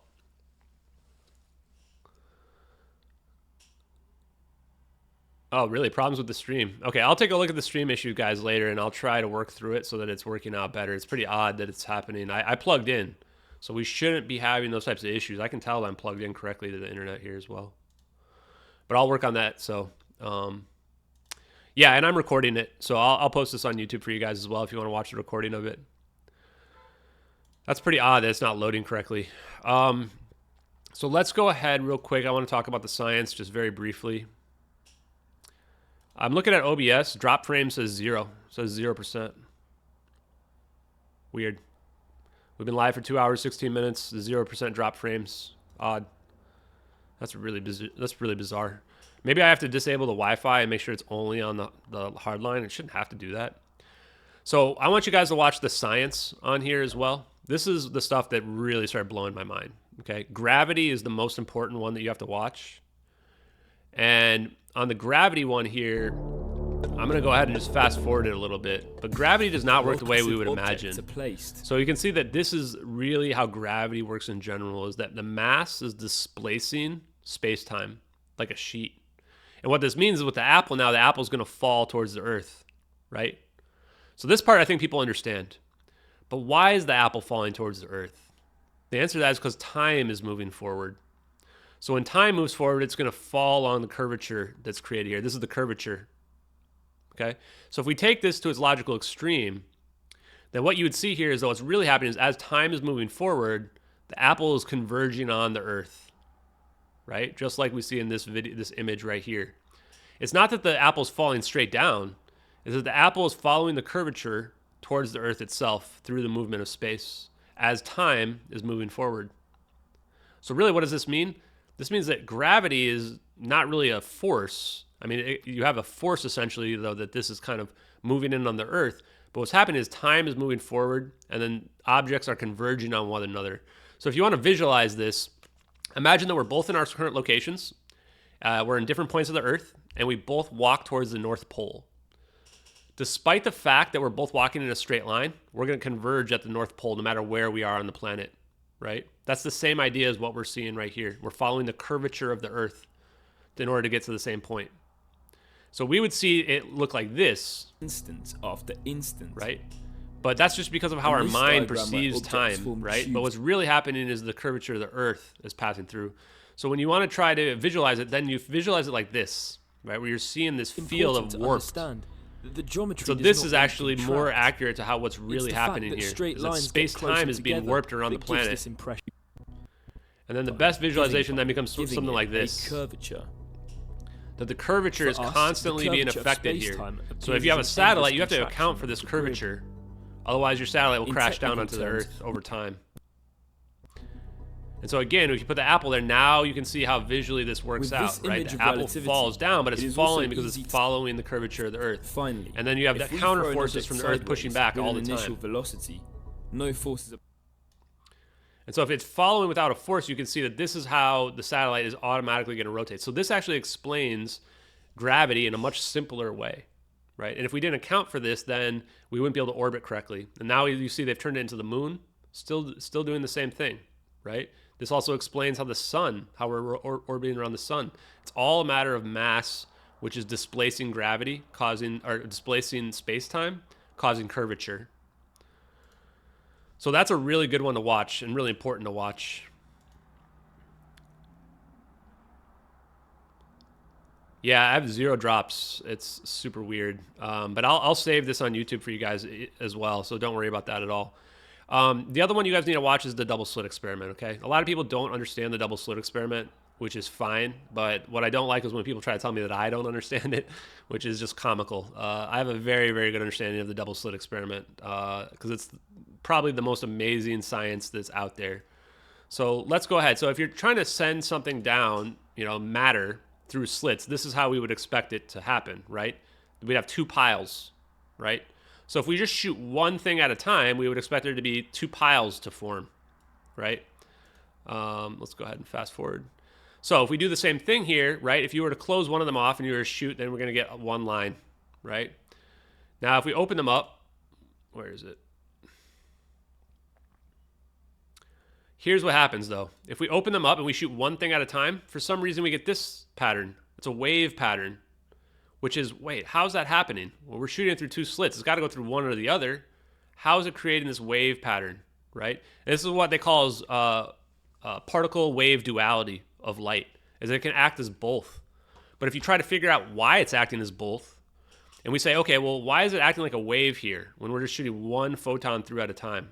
What if we add a detector and have it look, and the detector tries to figure out which slit the light is going through, which slit the photon is going through? What happens? What do you guys think will happen? Let's go take a look. Okay. So we add a detector right there, right? Now we add the detector. What? The wave function breaks down. All of a sudden, now we go back to two slits. Now all of a sudden, it's just going through one or the other. The only thing we did was we added a detector. Why would the detector change the experimental observations? Why does that happen? This is very difficult to explain. This is the most mysterious thing in all of physics that no one can adequately describe. Sure, there's people that have theories, but no one can prove what's really happening. What we've been able to show now is that this creates something called non-locality. The way I look at it is the universe is aware of itself. The universe knows that you're looking at it, and it's changing how it acts, which is it's kind of a spiritual understanding, right? Which helps you guys understand why I myself become more spiritual the more I look into science. Science isn't as simple as we thought. If it was, we should just always see the this pattern like this. Instead, we get the wave pattern breaks down. They call it the wave function collapses. Why is that important? Because we're going to rebuild that wave function. Now, when the wave function is doing this, what's happening here is that due to the fact that the speed of light exists, this is reacting faster than the speed of light. This is what has caused the emergence of non-locality, that's what that means. Non-locality means essentially information moving faster than the speed of light, also known as quantum entanglement, also known as quantum teleportation. Information being teleported faster than the speed of light. So now you kind of understand why this is important, right? Because if we can do this and the information can break down, then what do we need to be able to do to our airplane in order for it to teleport? We need to have it convert from this two lines back into our wave function. Now, if we convert our airplane back into our wave function, now we don't know which slit the airplane goes through anymore. The airplane can be anywhere. It moves from a definitive point in time, this point. Where is it? It moves from this point, definitive location, to a probabilistic location. That's what this is. It's a probability chart, right? Essentially what it's saying here is it could go through either of these. It's creating a wave function. So if we break it down into a wave function, now we've enabled quantum teleportation of a macroscopic object. And what is quantum teleportation of a macroscopic object? Macroscopic decoherence. That's what that term means. Macroscopic decoherence is essentially what I'm describing there. So macroscopic quantum phenomena become apparent. So if the idea here is that we can convert this to a Bose-Einstein condensate, which is moving from fermions to bosons, where they can share the same point down into a single point, we can create a situation where a macroscopic object has the properties that we would see from the quantum world. And why is that important? Because now we've merged quantum and macro. Now we've allowed the double slit experiment to apply to a macro phenomenon. Or in other words, rebuilding the wave function. By turning the plane into the wave function, now we've reversed the double slit experiment. Now we can have spooky action at a distance, as Einstein called it, which is essentially faster than light travel. So this is how the plane is consistent with physics and science, teleporting. Pretty insane. Now, if you watch this video, he kind of described, the PBS Spacetime guy, who I like a lot, explains this phenomenon as well. And there have been scientific papers that have shown that they've been able to have macroscopic decoherence on atoms, groups of atoms large enough to be able to see in a microscope. Now, doing it to a 777, that's a whole nother story. And so we still don't know all the mystery around it. Like, how are they pulling this off for an object that has people inside of it? Are those people able to live? In order for those people to be able to live, there has to be a shell somehow around the object, causing the overall object to decohere, to macroscopic decohere, but somehow, the people inside are not being affected by that. And to me, that's very difficult to understand. So, which is why I don't want to give the families, the victims of the families, any false hope. I think that we're talking about a lithium-ion battery fire. We're talking about quantum teleportation, where the macroscopic object has been converted down to a wave function. It's very possible that, this is a doomed event for all the people on board. Still very possible that they did not make it through. But what we do know is that the official narratives are a lie, that there was a fire on board this plane. It was an emergency event. The pilot is not a suicidal pilot. That is a fiction. Did not go into the South Indian Ocean. Also fiction, as we've proven. The technology that we see here is real. It explains everything. Why did they find parts of the debris? Parts of those debris actually had burn marks on them. That is consistent with this fire event that we see. It's also consistent with teleportation. If they teleported this plane somewhere else, there's no issue with the debris. Debris can just be after it was teleported somewhere else on Earth. So everything that we've used is more evidence than anyone else's theories by far. We've used the witnesses. We have a scenario that makes sense from an emergency perspective. We are consistent with the debris and the lack of debris. We even found a leaker, guys. We have more evidence than anyone, okay, by far. And we can explain the science. We can actually explain the science. I didn't think we would ever be able to explain the science. You go back to me like 8 weeks ago looking at this, I would have said, we're never going to be able to explain what we see here scientifically. Now I've got physicists tutoring me in my DMs, trying to teach me how to understand it better, right? And it's blown my mind, absolutely blown my mind. I can't believe I'm in the position that I'm in, where next Sunday I'm going to be interviewing Salvatore Pais himself, potentially multiple times. And we've confirmed that. It's going to happen. So 2 p.m. Eastern, I've got to get my internet fixed so that we don't have to deal with the BS that we're dealing with right now. We're going to go through the science. We're not going to go through the videos on the first call. I'm going to go through the science with him about these effects, Meissner effect as well. You guys think that LK99 is not real? Okay, well, tell me how this is happening then. This is a rock floating in space, okay? Floating, freely floating, with a magnet on its side. The reason why this happens is something called flux pinning. What that means is that it's not pure. And so what happens is that it gets stuck because some of the magnet waves are trying to get around it, and other ones can't get through.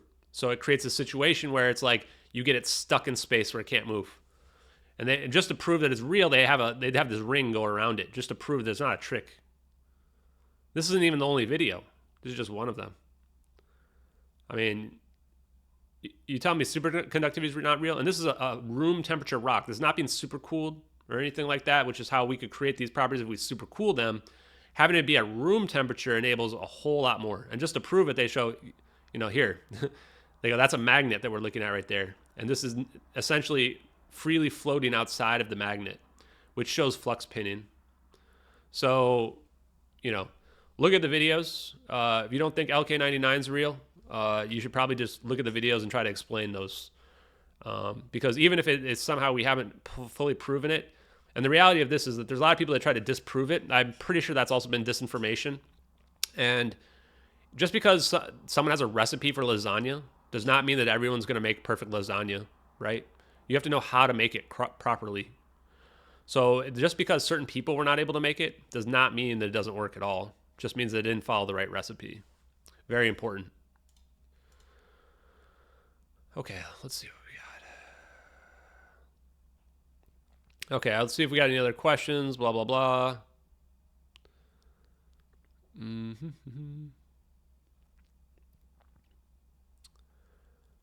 just trying to look and see. I missed a lot of the questions. I think we talked about saving the plane due to the passengers who are the Freescale Semiconductors who directly linked, again, to the technology via my piece yesterday or 2 days ago. Right here. Freescale Superconductors, guys. 2005 National Security Agency report. Superconducting technology assessment. Freescale Semiconductors is listed throughout it. This directly links the government to the company and to the technology that we see. Smoking gun. The batteries. How do we prove that this thing came down? Well, let's look at that. This is how many lithium-ion battery fire situations there are by the FAA. There's one per week, more than one per week. These things are extremely dangerous. This scares me more than orbs teleporting my plane by far. This is very dangerous right here. And look, this is how they packaged them. Does this look safe to you guys? Does this look safe? They missed 2 security screenings that were not done. They packaged them the same day the plane took off. This is how they packaged them? This looks extremely dangerous to me. This? Really? I mean, come on, guys. And this is how they put them, just in boxes like this? Yeah, no, this, just on pallets? I would not feel comfortable if this was on my plane, in my cargo hold. Not at all. So, yes, we are extremely, extremely confident in the fire scenario. It was a lithium-ion battery fire. Okay, let's close it up here. So I gotta go get some food and do some other stuff. And I'm sorry the video is being disrupted. I will re-upload it. I'm not sure what's going on. Could be my internet. I'll try to get that fixed for next time. Yeah, criticisms on how I act, you know, I just don't really care, guys. Look at what we're dealing with here, guys. It's the biggest conspiracy in the history of the world. Of course, people are not going to be able to deal with it. I cannot baby every single person who wants to act in bad faith or be rude or whatever, right? I'm a real person, and you can tell my real personality. You know, I would say compare me to other people you see on TV that are stringing you along, that don't answer any questions. What you're dealing with here is the real deal of somebody trying to tell you the truth, as opposed to people that are out there who are, you know, trying to deceive you or, you know, kind of be coy in the information. You know, I'm disclosing every single thing I know as honestly as I know it, and I'm giving you access to the information firsthand. So I hope you understand that what that is for me to build my credibility, so that you understand that what I'm telling you is real as far as I know it. And again, we've gone through, I think, most of the evidence, if not all of it, here at this point.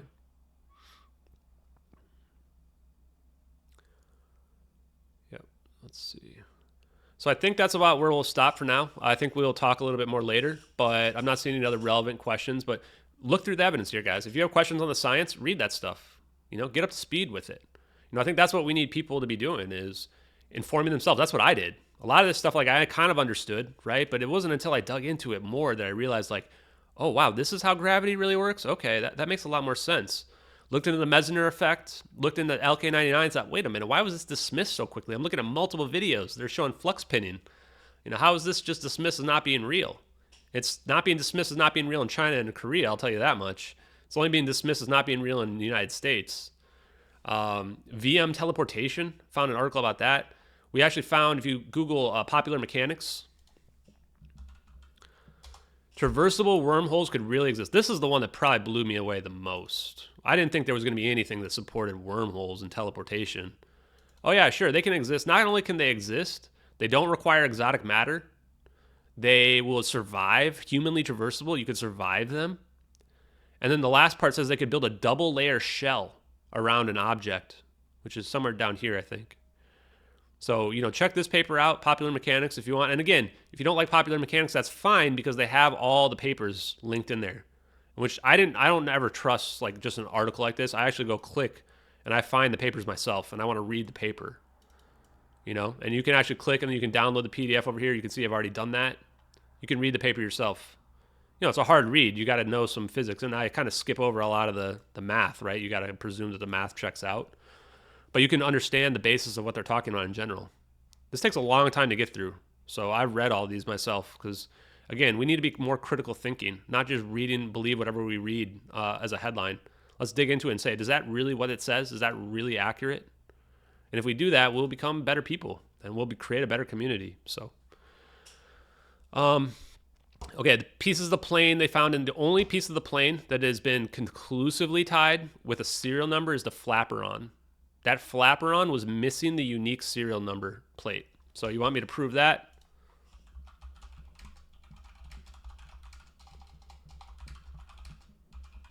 Just watch in real time. Missing ID plate delays confirmation. Critical identification plate was missing. They used a non-unique serial number to match the ID, to match the wing, to the flaperon. They don't tell you that in the media. So instead, they just used a Boeing part number. That's not a unique serial number, guys. Just confirms that it's from an Boeing 777. Well, I'll tell you what, there was another Boeing 777 that was bought by GA Telesys in October of 2013. This is an exact match of MH370. This does not confirm that this comes from MH370. So, I mean, maybe it does come from it. Again, we're dealing with teleportation, so it's not really an issue. But I just want to point out, you can't believe everything you get told on TV. The real truth is usually buried slightly below the surface, okay? How does a serial plate that's bolted into a flaperon come off? How does it come off in the water? Makes no sense whatsoever. So, use critical thinking when you look at the evidence. So I'm not gonna. Should I go full screen? Ooh, no, full screen. I gotta get a better camera for that. You're seeing too much pores. So again, guys, thank you guys for listening in here today and going through this information with us. I will add more, answer more questions. The reason why I've been on Reddit trying to answer questions is because I want to be able to show people that I'm out there as a real person and I can answer as many questions as possible. I can't address every single person individually, which is part of the reason why I'm here on this stream, because you guys could see probably from my Twitter I have 170 notifications. If I pull up my Reddit, I'm sure I have 30 or 40. I just can't reply to everybody. So I want to. I wish I could, but we've just reached a point where it's impossible. So hopefully this will arm you guys with the information, and then you can go out there and tell people, the information and help out. Because I need you all to help with disseminating this knowledge to other people. I can't be there answering every single person. So you've been armed. I thank you for listening right now, and we'll talk again soon, guys. Have a good day.